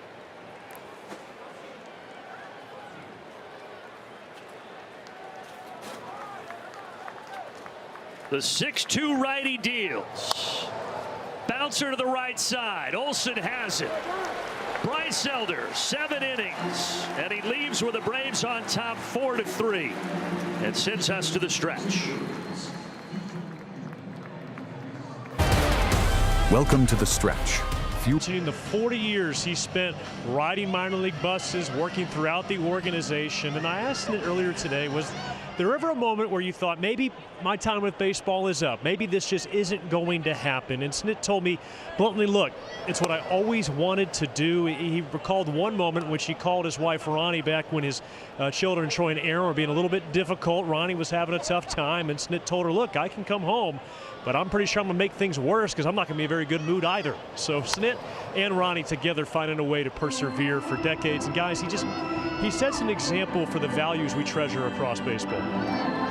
Yep, we could talk all day about the manager that he is and the career that he had, and then you could talk for many more days about the person that he is and the humility that he exudes, and his family too. Just, you put it all together, a Hall of Fame crew and certainly a Hall of Fame skipper. Eli White bounces out, 1 away. I think the impact of Ronnie and what she meant, especially when you're talking decades, right? I mean, that's a lot of time. And then I compare it to what J.R. Ritchie's fiance told us the other day. They haven't been together very long. They're not even married yet. But you can already hear about the support and how important it has been to him in his brief career. And, to live this life, it is nice to have a solid partner behind you and kind of do that thing together. It is a grind. And the people that have come out to support, that was Phil Necro's widow, Pete Van Weeren's widow. I mean, all these people that have come to honor this man, that he's impacted their lives too. So many lives. And it all started when he signed with the Braves as an undrafted free agent catcher back in 1977. What a run. And the Braves trying to get him a win on his night here, up 4-3. 2-0 to Acuna.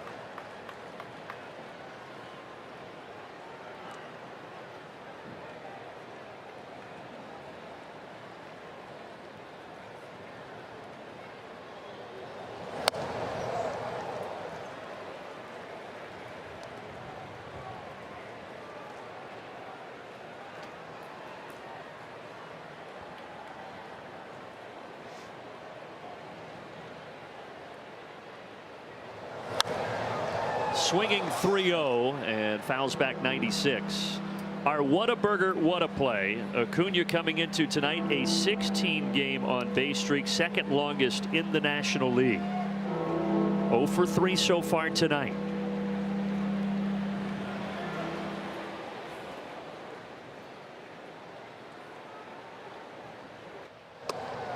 It is now a 17-game on base streak, a 1-out walk in the 7th.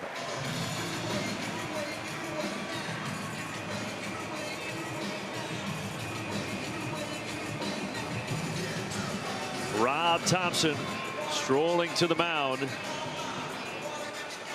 So we've seen Wheeler, Banks, Kerkering. There's lefty Alvarado, who is going to come in here with 1 down in the 7th.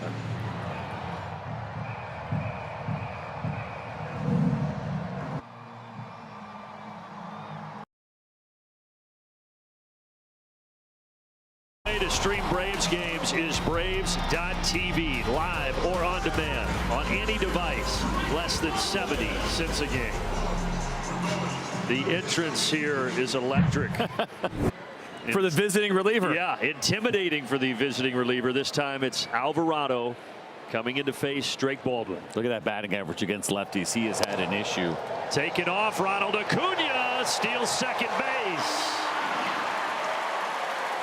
Man, I love that move too, going first pitch like that, because now you allow yourself two chances. It's tough to get back-to-back hits off Alvarado with lefties. Now you give yourself two chances, even one bloop, whatever, and you get that extra tack on run. Yeah, and he's had his issues, right? So he's coming in a situation trying to keep the game close, and immediately with the legs you put pressure on him.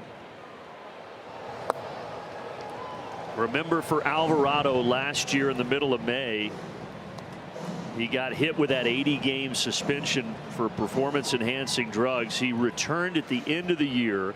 He got off to a tough start this season, had a 12.60 ERA after 8 outings, but just 1 run allowed in his last 4 times on the mound.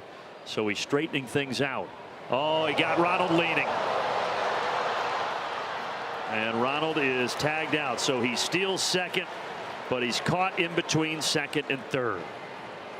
Talk about if you're going to steal third, you usually will do it that very first pitch, and it's easier to steal against the lefties. Alvarado almost did him a favor by throwing that ball in the outfield, but they timed that right. And how about the point in for the dugout from Marchand? What does that tell you? That the call came on that play and the inside move from the dugout.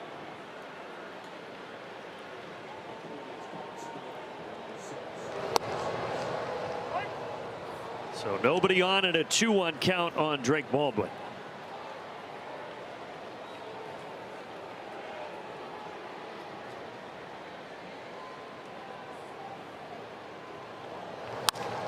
Baldwin liner to left, hit it well, but Marsh is there. We head to the 8th, and Dylan Lee will head to the mound for Atlanta.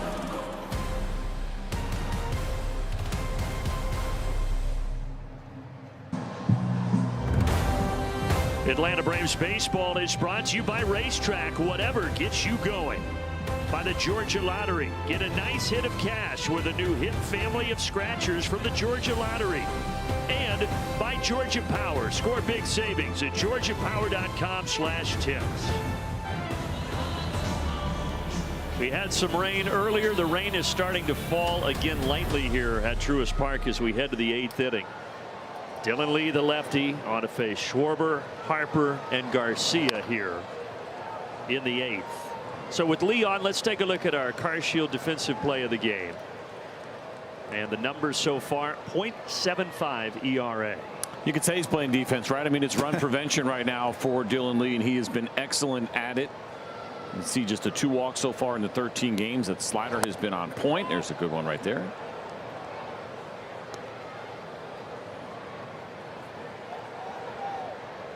There's some history between Kyle Schwarber and Bryce Harper combined. He has faced them 33 times.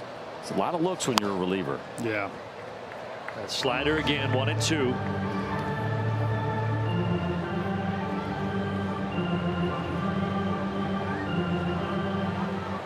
It was a 56-minute rain delay before the game, and now a light shower falling here at Truist in the 8th with the Braves up 1. Liner to center. Eli White slips, and it rolls all the way to the wall.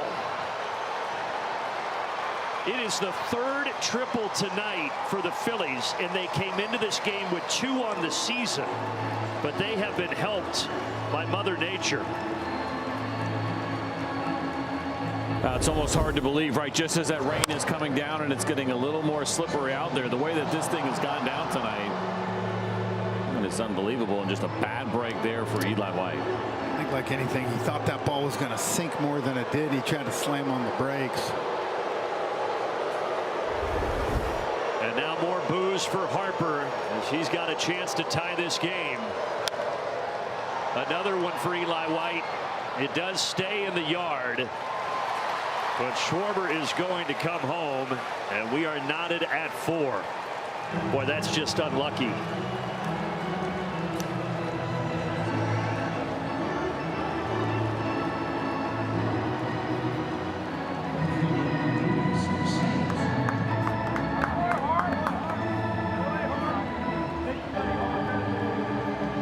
But The Phillies don't care right now. They're just looking for a win any way they can get it in the midst of their longest losing streak since 1999.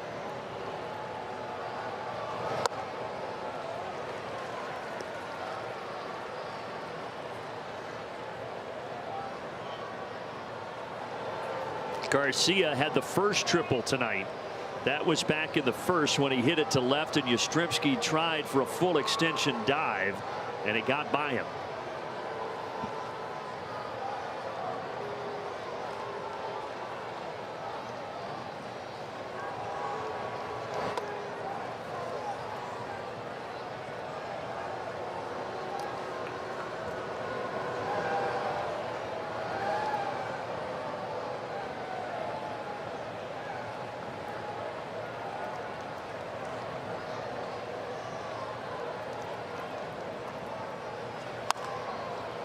This one going foul, and a 1-2 count.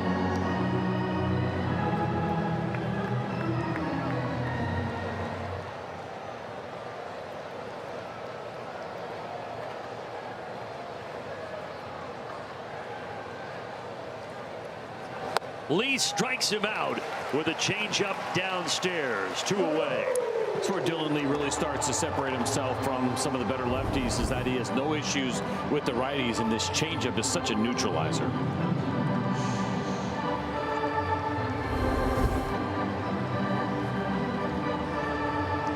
Started about knee high and just kept diving down. No way he's going to get to that.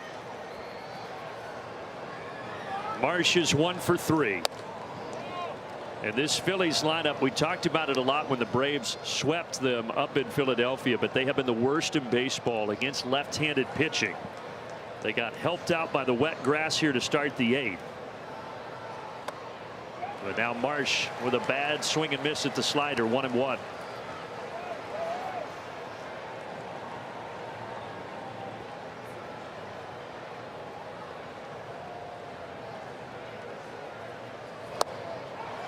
Slider again. What do you think? Throw it one more time? Well, might as well. What do you think? I think so. I mean, yeah, you've opened up so many opportunities right here, though. You see how bad he's diving out over the plate now. You can go back out there. You can even run one in on him.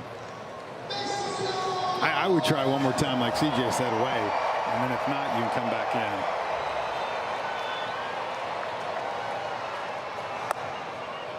in. And he didn't bite. And even with Dylan Lee's slider, he can get outs with it inside the strike zone, right? It's his #1 pitch. We think about some guys that have to use it out of the zone, have to get chase, and Dylan Lee does a nice job of getting chase, but he can go in the zone with it too.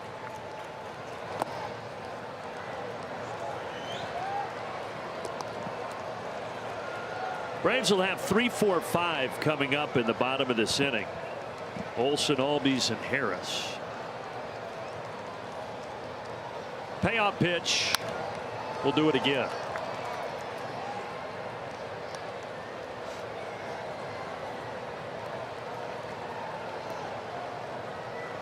With the rain starting to fall, a few of the folks have headed for the safety of the concourse, but it was a packed house tonight. That is in there. Marsh down looking. Phillies tie it 4-4.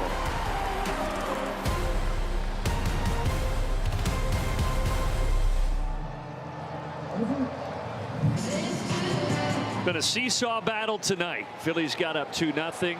Braves tied it. Phillies went up 3-2. Braves took the lead 4-3, and now the Phillies have evened it. And now you've got Olsen, Ozzie, and Harris coming up here against Alvarado. Just wanted to make it more dramatic. Yeah. Got to get a win for Snit tonight, boys. Exactly. And we'll take the run here, but bottom of the 9th would be kind of fun too. There is some rain in the area. That obviously it's raining. There's heavier stuff in the area.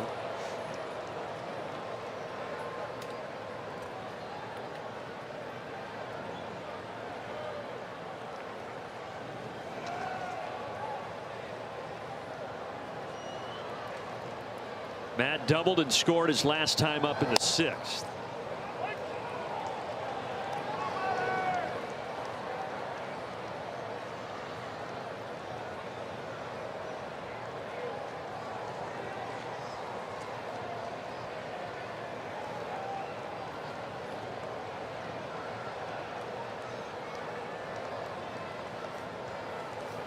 Alvarado kicks and deals, and the cutter is low and away.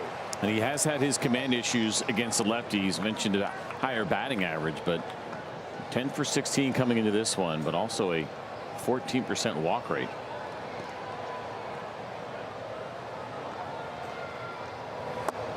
And he's one pitch away from walking Olsen to start the 8th, and Matt already has 2 walks tonight. He's a lefty you watch and say, man, how does he ever give up a hit to a lefty? This stuff is so nasty. Sometimes you just do the old auto take right here.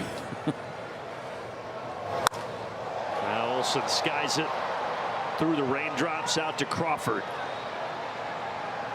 1 away.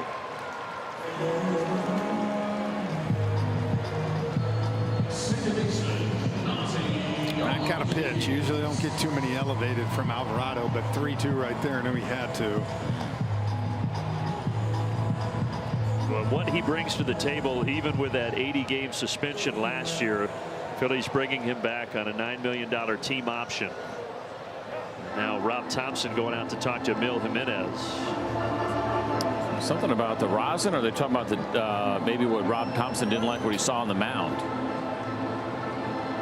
It's not about buying, I don't think, any time necessarily. They understand the inning, and Alvarado has to face Ozzie Albies.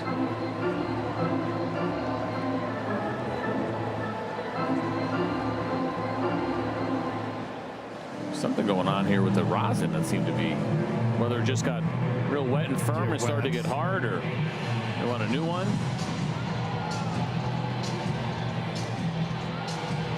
And so a new rosin it will be. Yes, and this is where the pitcher, like, if we could just use the sticky stuff. Yeah, I mean, it'd make life a lot easier. Games would go quicker. They'd all be low scoring. I get rid of both of them. I've never seen somebody hit the rosin bag on the inside of their leg before like that. I don't know that I've ever seen the manager come out and request the new rosin. I wonder if he looked and he saw and maybe noticed that Alvarado wasn't happy with it, but wasn't going to say anything. Everybody needs an advocate. Got Ozzie now. He had single in the 4th, big RBI doubled in the 6th. Phillies do have the righty Keller loosening, but right now it's all about the lefty Alvarado.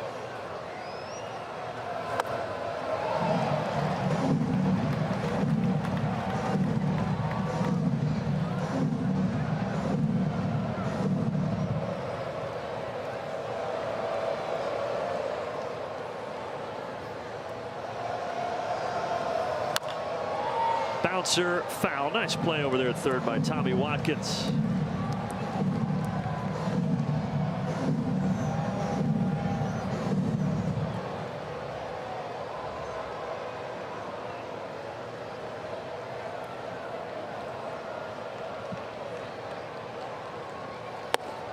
Boy, he swung out of his shoes at that 2-seamer. It's Ozzie's game to expand a little bit. He's been pretty good at it, but so far, 4 pitches into this, there hasn't been a pitch inside the strike zone. Where will Alvarado go? 2-2. Ozzie laces it to left. Ozzie turns on the cutter for a stand-up double.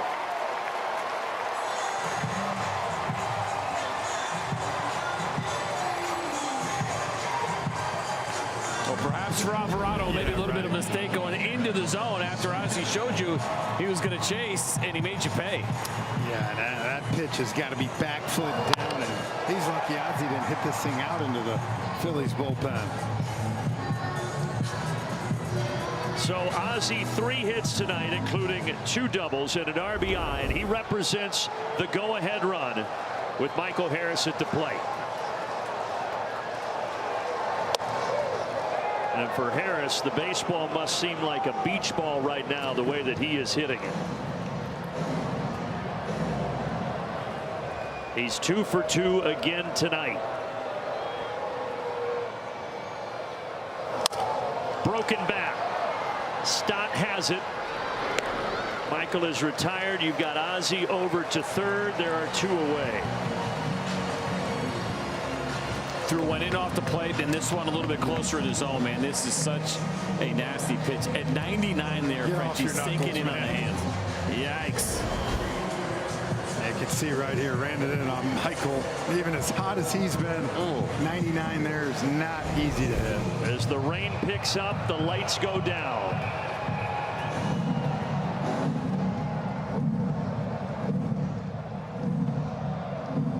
Trip around the bases brought to you by Destin Fort Walton Beach, Florida. Riley, his 500th career RBI. It came in the fourth on an RBI double.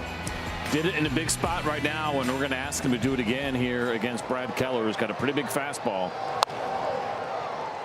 Keller, one of their new bullpen pieces, 2-year free agent deal for $22 million, and he comes in a huge spot with Ozzie down at third and 2 away. Sits at 97 with both the 4 and the 2-seamer, changeup, sweeper, and slider for the right-hander. Rain coming down harder. A little pass ball right there. That'll do. Had one of those last night for the Braves to get a 5-3 lead. You'll take it for a 5-4 lead here. And it only has to kick away because Ozzie could take a huge lead over at third with Bone playing back. Going riding up and in.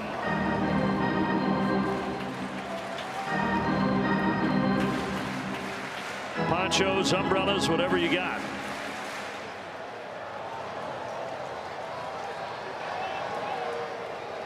Riley just trying to shake some of those drops loose. Got 97 coming in on the hands right here. Raindrops, not easy.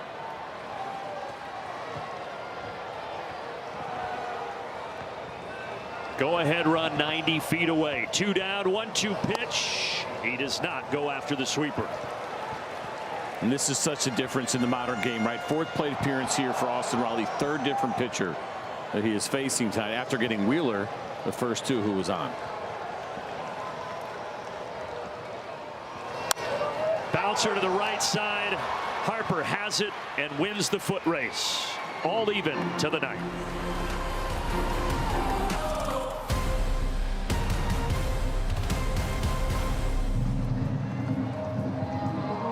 Braves baseball is brought to you by Georgia Natural Gas. It's that simple. By Delta Airlines, keep climbing.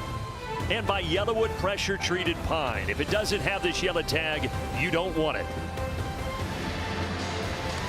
Rain continuing to fall, but they are going to play through it here as we head to the 9th. Before Tyler Kinley takes over, let's get you this quick message from Delta. From Braves country to the world.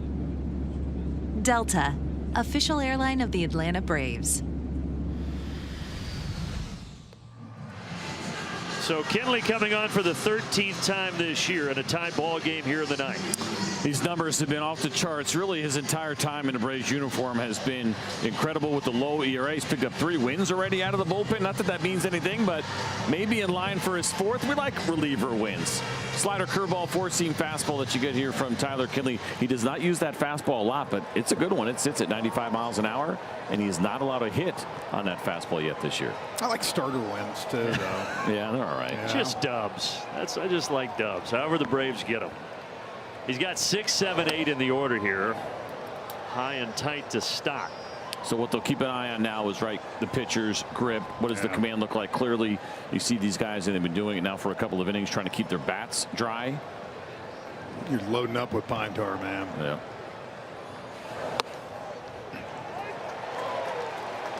And the other thing for me is also how you come set. Like pretty much every guy starts with the ball out of his glove.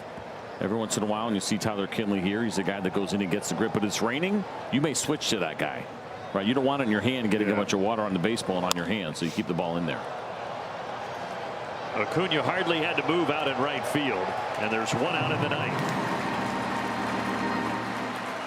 I've always wondered, man, is it hard to catch those pop-ups while it's raining, like coming down, rain in your eyes? Yeah, I think sometimes more the line drives when you're running hard like that. Even though there's rain coming down, it's an easy fly ball. But if you're on the run, you're worried about the wet turf. Like we saw with Eli White in the 8th. Start tiptoeing in there a little bit. Alec Bohm 0 for 3. Swing and a miss. Hopefully this rain will wipe some of the pollen away. Yeah. Man. Every day my car's just caked. I'm waiting to go to the car wash till it stops. And you haven't gotten to high school yet, but we've had senior wars for our seniors, so we still got ketchup and flour like all over our driveway. They just like throw stuff on each other's houses and just toilet paper everywhere. Kids still TP? I didn't know. Yeah, yeah. All right. Stuff's not cheap these days either. Did not go. Sweep the leg. Take a look here from the side. Oh. 1-2 to Bohm.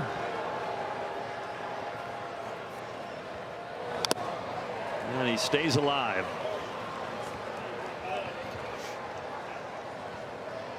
You got the Braves with the best record in baseball coming into tonight, 19-8. The Phillies surprisingly the worst record in baseball at 8-18. And remember, they were 8-8. It's a 10-game skid for Rob Thompson and his crew, and the Braves trying to make it 11 tonight. All tied in the ninth.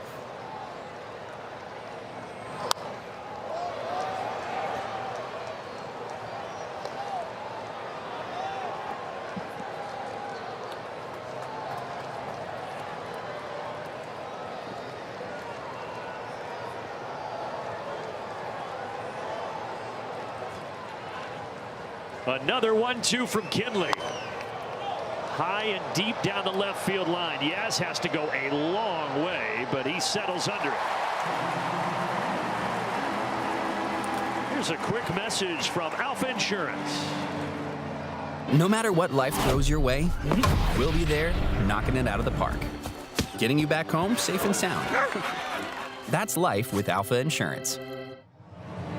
The tough thing is when you think about the Phillies losing 10 in a row, when you have Sanchez, Luzardo, Nola, you would think at some point someone's throwing a gem, right?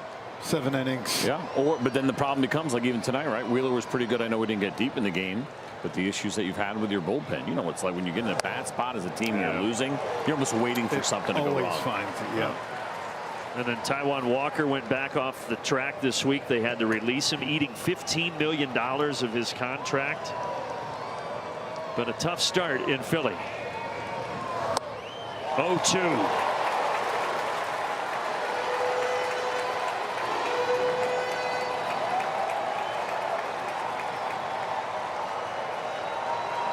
Kinley looking for a 1-2-3 top of the ninth. Liner to right. Acuna will have to take it off the bounce. So an 0-2 slider. And the young 22-year-old rookie keeps the Phillies' hopes alive for a run here in the ninth inning.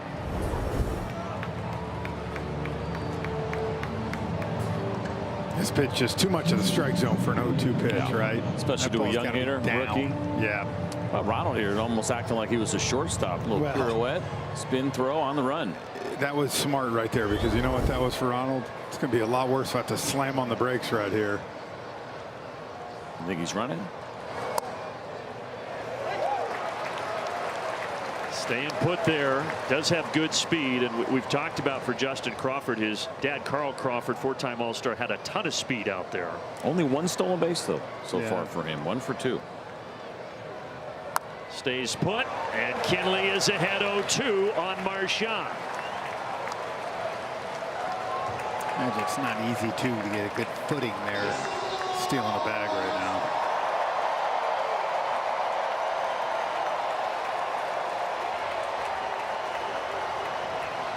Braves will have 7, 8, 9 due up in the bottom of this inning. Kinley trying to keep it tied.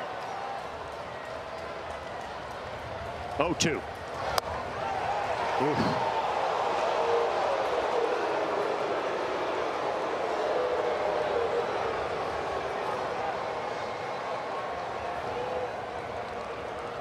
Marchand 1 for 3 tonight.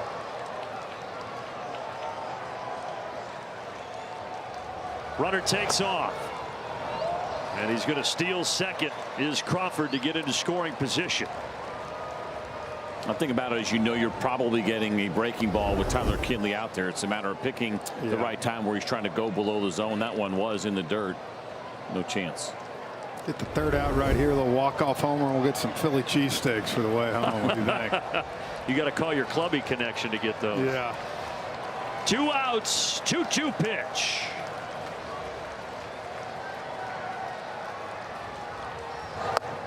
Down and in. Now, if Marchand reaches, then things get tougher. You go back to the top of the order and Turner.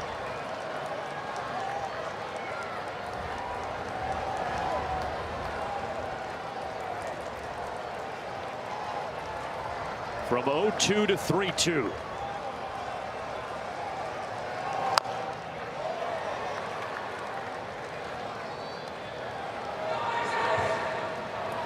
Jose Suarez is getting ready in the Braves bullpen.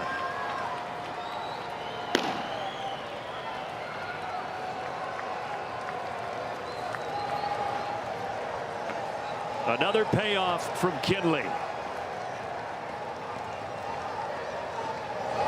He got it. A slider.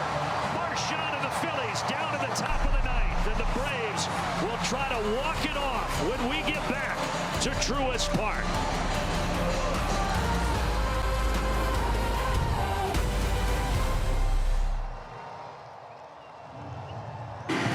Phillies 4, Braves 4. Bottom of the ninth. Game 2 of this series. And we'll see what Atlanta can do here. You're going to have Dom Smith step in the place of Dubon to start off the bottom of the ninth offensively for Atlanta to face Keller, the righty. Dom Smith has been in the middle of everything when he's been out there, especially some of the more dramatic moments, biggest moments in the early part of this season, and what a great time to get him up there right now against Keller. He had the walk-off grand slam here, the second game of the season against Kansas City. He had that huge 3 RBI double April 14th against Miami in the bottom of the 8th. And now he comes to the plate here on April 25th with a game tie. Takes the first pitch outside, 1-0. I mean, Snit's retirement day, right? Or Hall of Fame day. He's got to go deep. Something has to happen special, you would think. It's all lined up for it.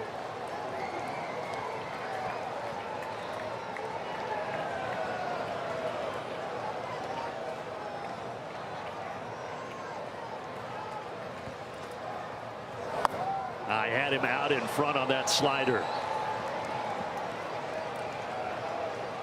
He's never seen it before. Dom Smith has never faced Brad Keller in the past, but he knows the scouting report.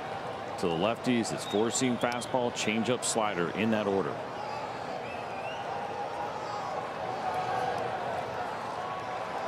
Nine-game hit streak for Dom Smith. Called on to pinch hit here in the ninth.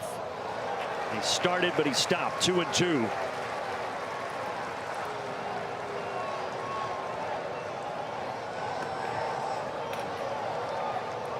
After Smith, Yastrzemski and Eli White, the scheduled hitters before the top of the order.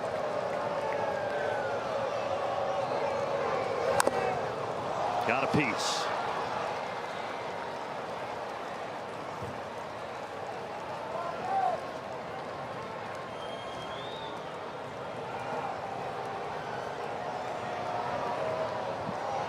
Rob Thompson hoping his Phillies can hang on to send it to extras and not lose an 11th straight game. And it's a changeup down that dooms Dom Smith here to start the bottom of the ninth. A little bit of a surprise here. Dom Smith having a hard time picking up the off-speed pitches below the zone. You get kind of that split Fox change going straight down, trying to protect with 2 strikes, but that one further down than he thought it was going to be. They got him chased on the 1-1, and after that, he just kept going back and was relentless with that pitch right there. Frustration from Smith. Now Yastrzemski.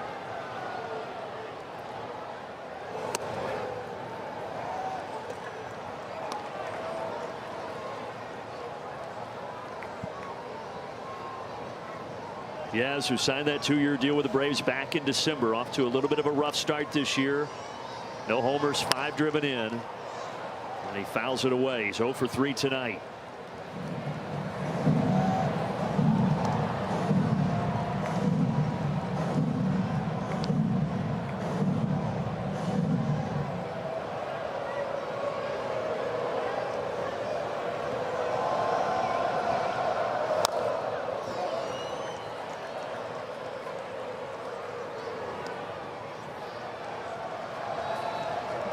Lefty's having a tough time right now with that change, Dominic and Yaz. That's a good one. It's interesting to me that he does not throw his two-seam fastball to lefties. That seems like that would match well with the changeup. He so far hasn't thrown a single one to a left-hander this year. It's all the four-seamers. Starter earlier in his career, then had some health issues. Now out of the pen. Marsh backing up. He takes it 2 away. Well, it's Eli White coming to the plate. It was White who slipped on the Schwarber triple in the 8th, and that wet grass of the outfield that led to the Phillies tying the game. We'll see what White can do here with 2 outs at the bottom of the 9th. It'd be really nice for him to have a moment. We know what a good guy he is. The playing time is sporadic, but he's been there for some big moments, and how about one right now? Hits it out to right center. He struck it well, but not well enough. Crawford is there, and we are destined for extras here on a Saturday night.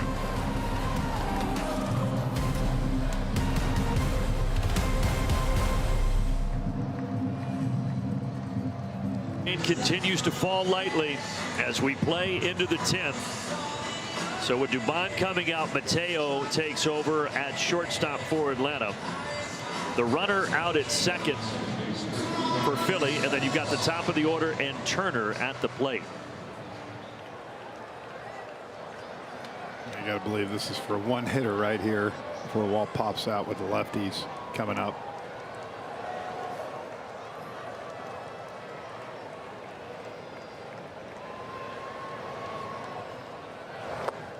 In the dirt, Turner is 1 for 4 tonight.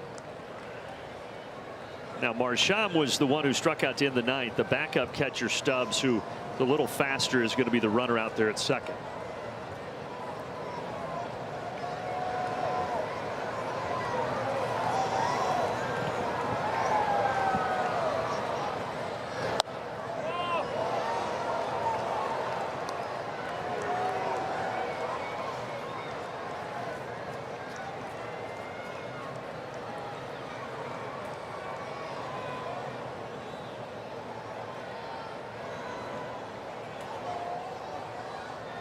.2-0 from Tyler Kinley. That one clips the corner. Of course, now because we are in extra innings, every team gets that additional challenge, right? The Braves were out, but they have one back. Just the second time the Braves have gone to extras this year. They lost to the Diamondbacks way back on April 5th, 6-5.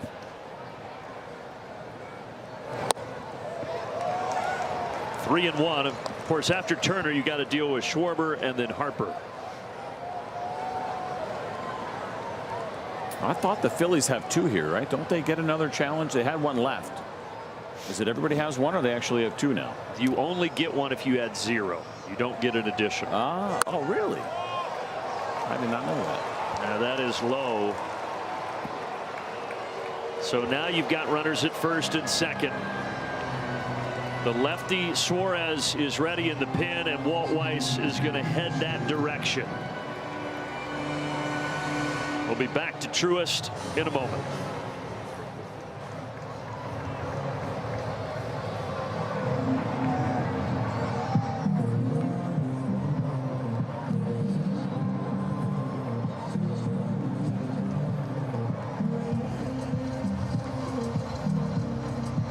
Schwarber and Harper, a big spot for Jose Suarez with the game tied in the 10th. You can see why he's in here, right? The job that he's done against the lefties so far, just at 100 batting average for Jose Suarez. There's been some struggles against the righties, and the big one for him will be to get in the zone, right? You got a couple of patient hitters here for the most part, especially in Kyle Schwarber. And of the 24 lefties that Jose Suarez has faced so far this year, they're just 2 for 20, but he has walked 4. Well, we discussed it. Oh, we'd love that. We discussed it in Philly, but Schwarber for most of his career wasn't great against lefties. Last year, all of a sudden, he was really good against lefties. He has struggled again to start this season, so we'll see how this matchup plays out.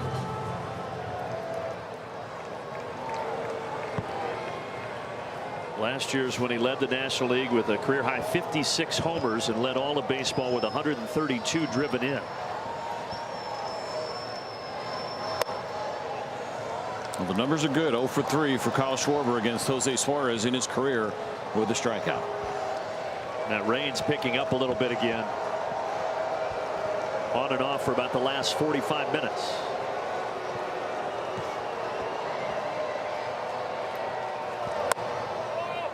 That's a great point, CJ, though. Schwarber does not expand too much, especially early in the count. Suarez punched him out when we were up in Philadelphia and did it on 4 pitches. He finished him with a changeup, a little left-on-left change piece. 3-0. That one in the dirt.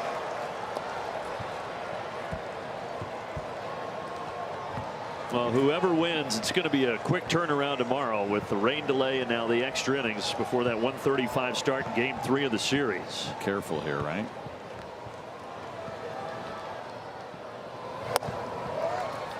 No chance for Schwarber to even take the bat off his shoulder, and the bases are loaded.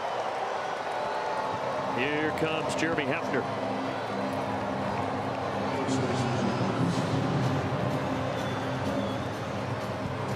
You get in these situations, you got extra innings, right? You know you're going to get that runner at second base for the Braves. It is about limiting damage. Bases loaded, nobody out. You get to the middle of the Philadelphia Phillies lineup. I mean, certainly Harper, and even though Garcia's been struggling, it's not a bad matchup, right? It's a matter of how do you stay away from the big inning right now. Find a way to only give up one right there. Give yourself a chance. Keep them within striking distance. Top of the lineup for the Braves coming up next inning.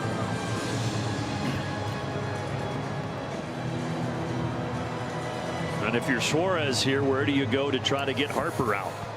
Same thing, right? He's probably not going to expand very much. You probably could use that changeup maybe to try to get a ground ball.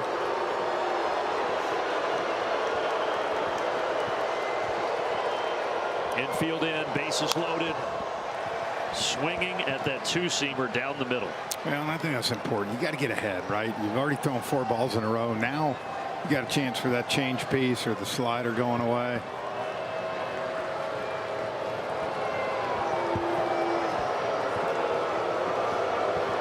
Harper has driven in 2 of the 4 tonight for Philly.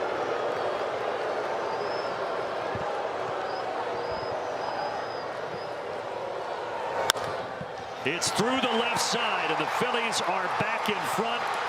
It scores 2.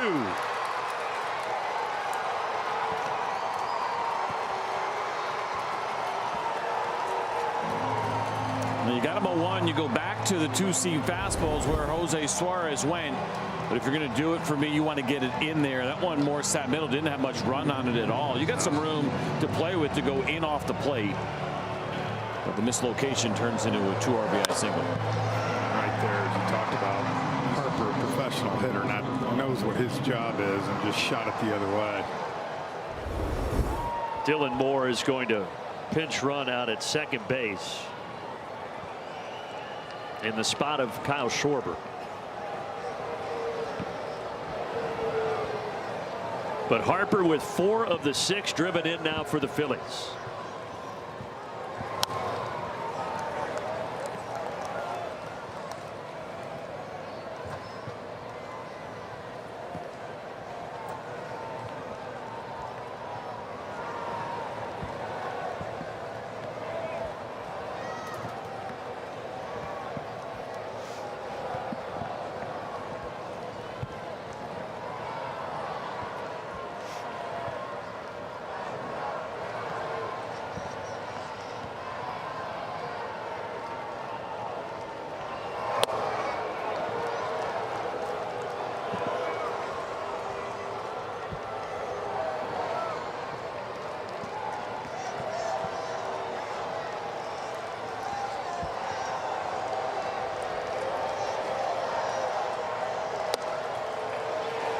One ball and 2 strikes here to Garcia, who got the scoring started tonight with that RBI triple all the way back in the 1st inning.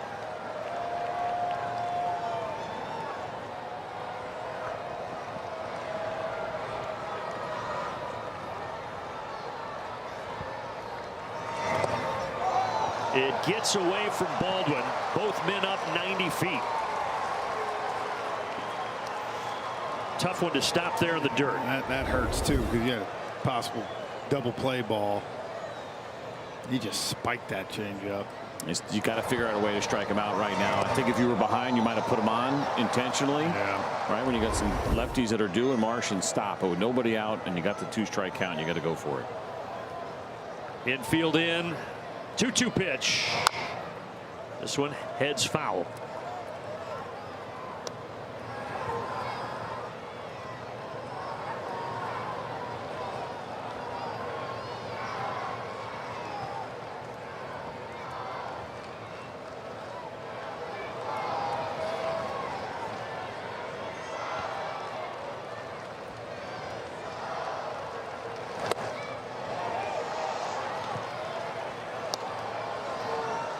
I don't think you give in here.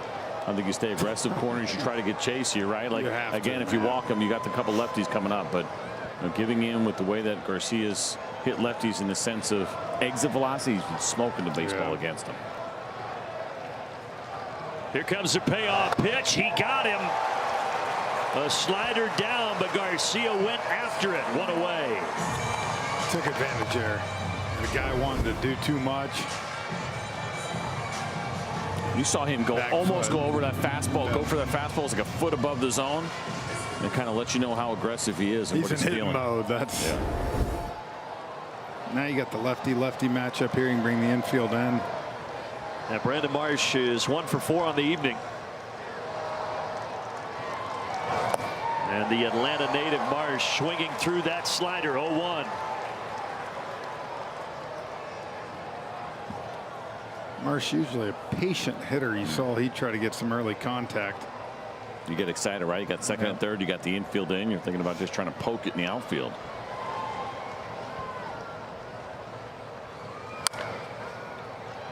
And he's been so good against righties, Marsh. A lot of times they try to protect him against lefties, but he's facing the lefty Suarez here in down 0-2.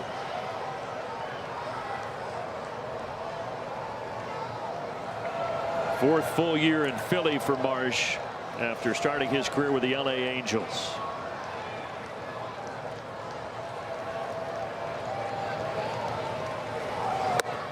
You bring up a good point. No Reyes here, huh? I'm surprised that they would not go to Reyes, the kid that we saw called up the weekend that we were up in Philadelphia.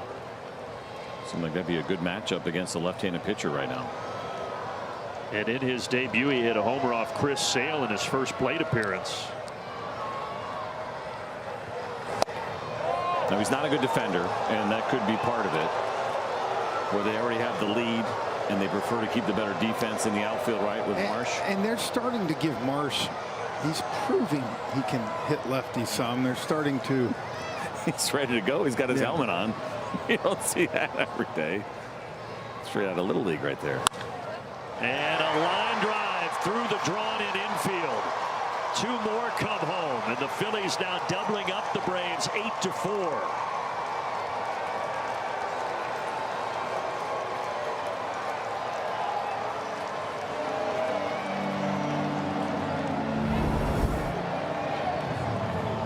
Now you got to get the slider here and not get it far enough away. Left on left. Marsh seen it a couple of times now in his plate appearance. And I think that's the thing. He's starting to show he can hit some lefties too. And I think Rob Thompson at this point running with the guys he trusts. So the Braves held the 4-3 lead going to the top of the 8th, but the Phillies were able to tie it, force extras, and now they put up a crooked number here in the 10th.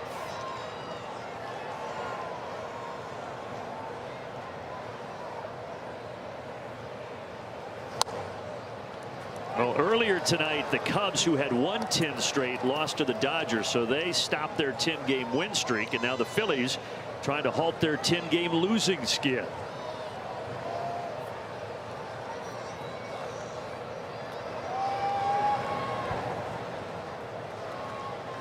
Also news around baseball for those who may not have seen it, but the Boston Red Sox off to a 10-17 start, let go of manager Alex Cora. Whacked almost the whole staff. That was a little bit of a shocker today. Alex Cora in year 2 of a 3-year deal that is paying him pretty well. And a highly respected manager around the game. Marsh stays put.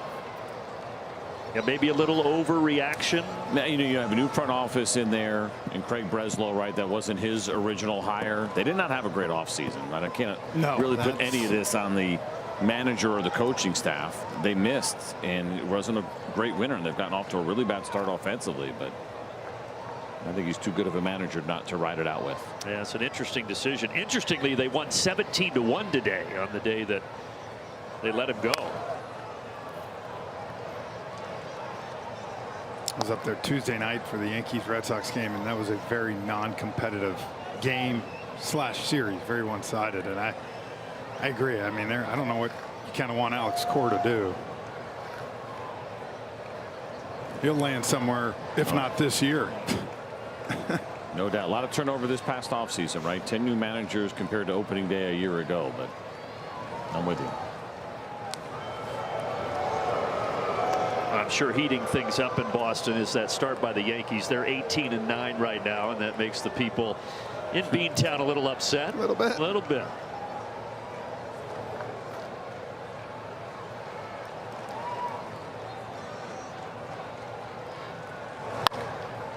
Another hit. And runners at first and second with one away here in the 10th.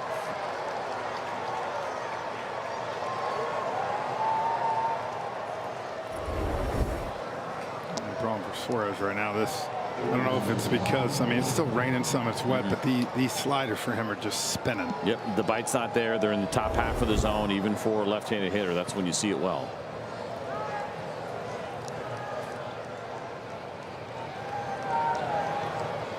Tough top of the 10th. You got Bohm coming up here with 2 on and 1 out.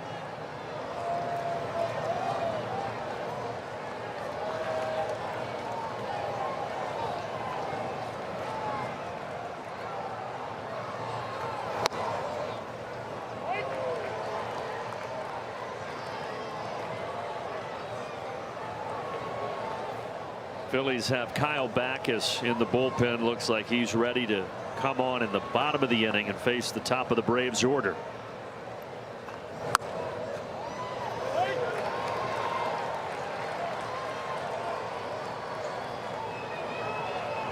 A 6-4-3 action right here. That'd be nice.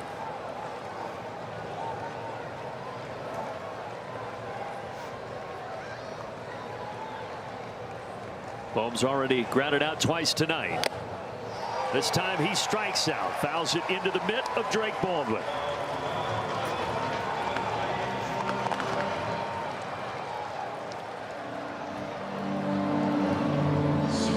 Bohm is the only Philly that has not reached.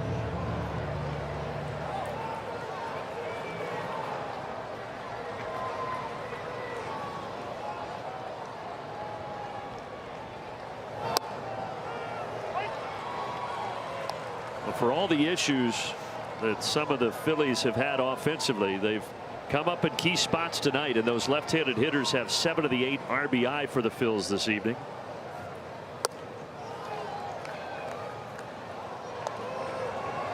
And another guy from the left side here in Crawford, the rookie.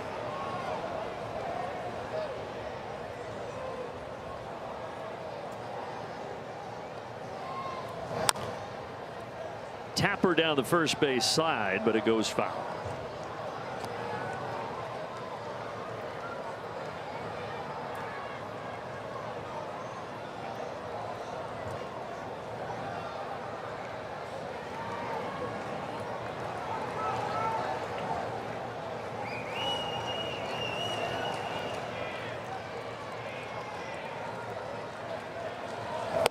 He got him on a changeup downstairs. Braves will need 4 with the top of the order coming up at the bottom of the 10th.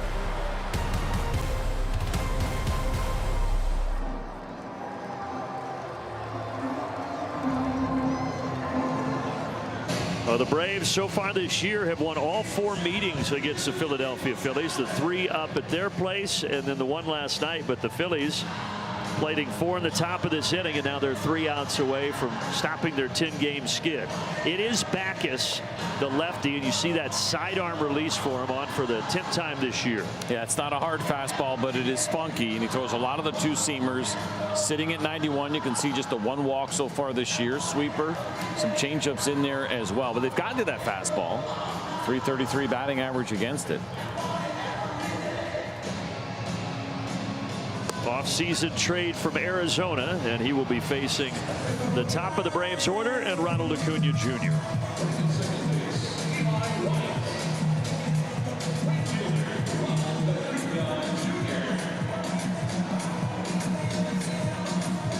Eli White is the runner at second base for Atlanta.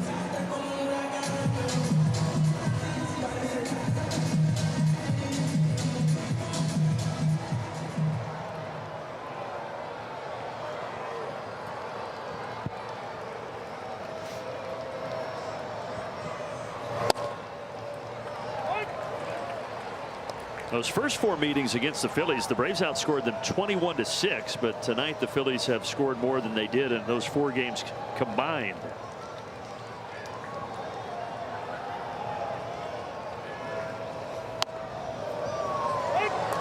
Oh, 2.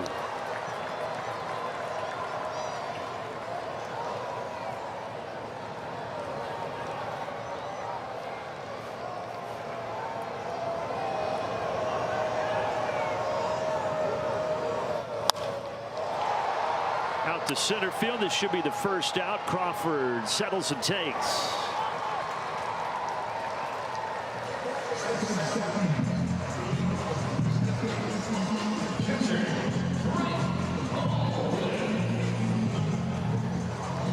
It was a sellout crowd early. We had all the hype with the Brian Snitker Hall of Fame induction. And the crowd really stayed around through the nearly 1-hour rain delay, but then it started to rain again in the 8th, and they trickled out. Unfortunately, that's where the Phillies kind of turned it around. Yeah, and then when we started to see some of those runs come across in the 10th, even more so, and understandably so. But it was good atmosphere. It has been so far this weekend, and if things hold the way they are right now, it should be a fun rubber match tomorrow. Yeah, man, I just think as the year goes on, the way they're playing, you'll see this place full all summer. That is fair. Baldwin the other way. Eli White around third. It's 8-5. We're not done yet. That's no surprise to see Drake do exactly what we've talked about, staying back on the ball right here. So say, just knowing the situation, right? It's 8-4. You need runners. You need to keep the line moving. And just shoots it the other way. Beautiful piece of hit. He's just not afraid to let it travel, especially against those lefties. He is very comfortable. That's the key to hitting them.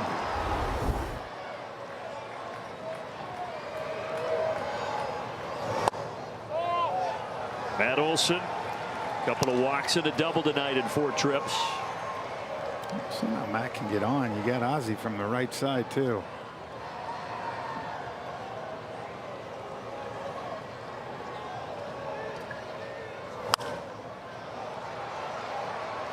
Imagine the Braves come back and win this game. What do you think talk radio is going to be like? Oh gosh, it's already exploding. I can't imagine it.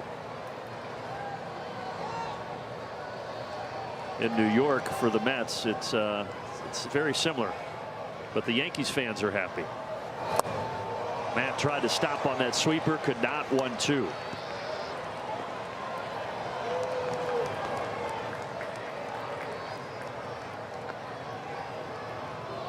That game tomorrow, by the way, remember it's a 1:35 start. We'll go on the air at 1 o'clock. Braves Vision with a pregame, and Chris Sale is off to a 4-1 start with a 2.79 ERA going against Aaron Nola, who has been struggling to start the year with over a 5 ERA.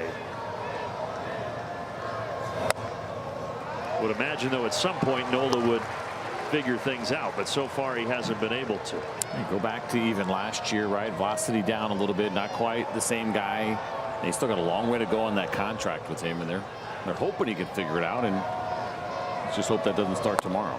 So went back to long tossing this year and did it a little different to get ready.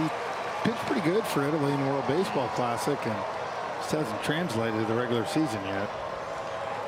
Team New Jersey, you mean? Yeah, exactly. Sales had extended rest for the Braves. He should be fresh tomorrow. Softly, shallow center. It falls. Runners at first and second. Tying run to the plate.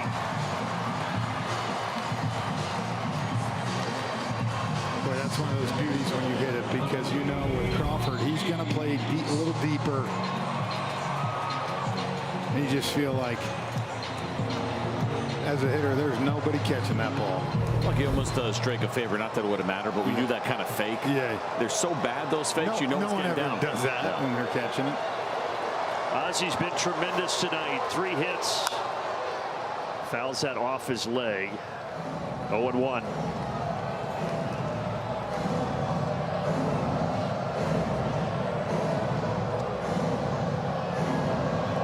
Bounce back start for Ozzy after last year, man. It was a bold decision, right, for Walt to put him in there in the 3 spot against lefties, showing all the confidence in the world. We talked about it opening day, man. And he came through then. Yeah, career low OPS last year after missing the final 5 weeks with a broken left hamate bone, and now he's got a broken bat. Sliding, but out at second is Matt Olson. It was close. I don't think they're going to challenge this. Looks like that'll be the second out of the inning. And they will not. A lot closer than it should have been. I know that. Absolutely. It's kind of slowly developing play right here, and especially when you think about Matt Olson running. He made it close. Money Mike got another one in him. Well, he's been the hottest hitter in baseball over the last 10 days.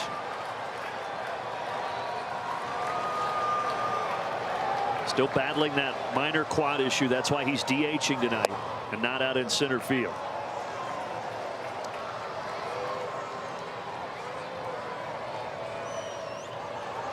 He was 6 for 7 in the series in Philadelphia. So all told, he's 9 for 11 against Phillies pitching so far this season.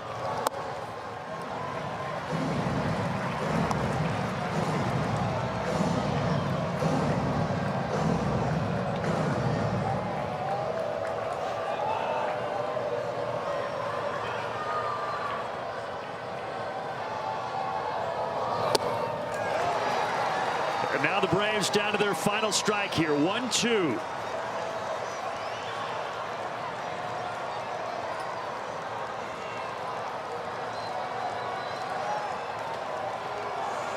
Backus trying to end the 10-game skid for the Phillies. This might do it. Sprinting over there, and the ball game is over. The Phillies' 10-game skid is no more. They win it in 10 innings, 8-5 to even the series. Bryce Elder had a good one. Yeah, he still looked good. I mean, that's the upside here. A couple of unfortunate plays in the outfield today. Lucky bounce on the ball and stayed in the air for a long time. Ultimately kind of did the Braves in, but a lot of good on this one. They continue to play good baseball, and let's start a new losing streak for the Phillies tomorrow. Yeah, right. And you know what? You got Chris Sale going with a chance to take 2 out of 3. He'll take it any day of the week. It was a great day for Snitto and his family, and good day. Yeah, congratulations to Brian Snitker on being the 42nd member of the Braves Hall of Fame class inducted before this one tonight. Appreciate all of you spending your Saturday night with us. It was an emotional night to start. Unfortunately, the Braves lose, but Atlanta's still at 19-9, and they will go for the series win tomorrow. We will talk to you then. Don't forget, though, stay tuned for the postgame with Pete and Nick. For everybody, for Birdie, for Wiley, for Frenchie, for CJ, and all the others that brought you the broadcast, I'm Brandon Gaudin signing off and saying so long, everybody.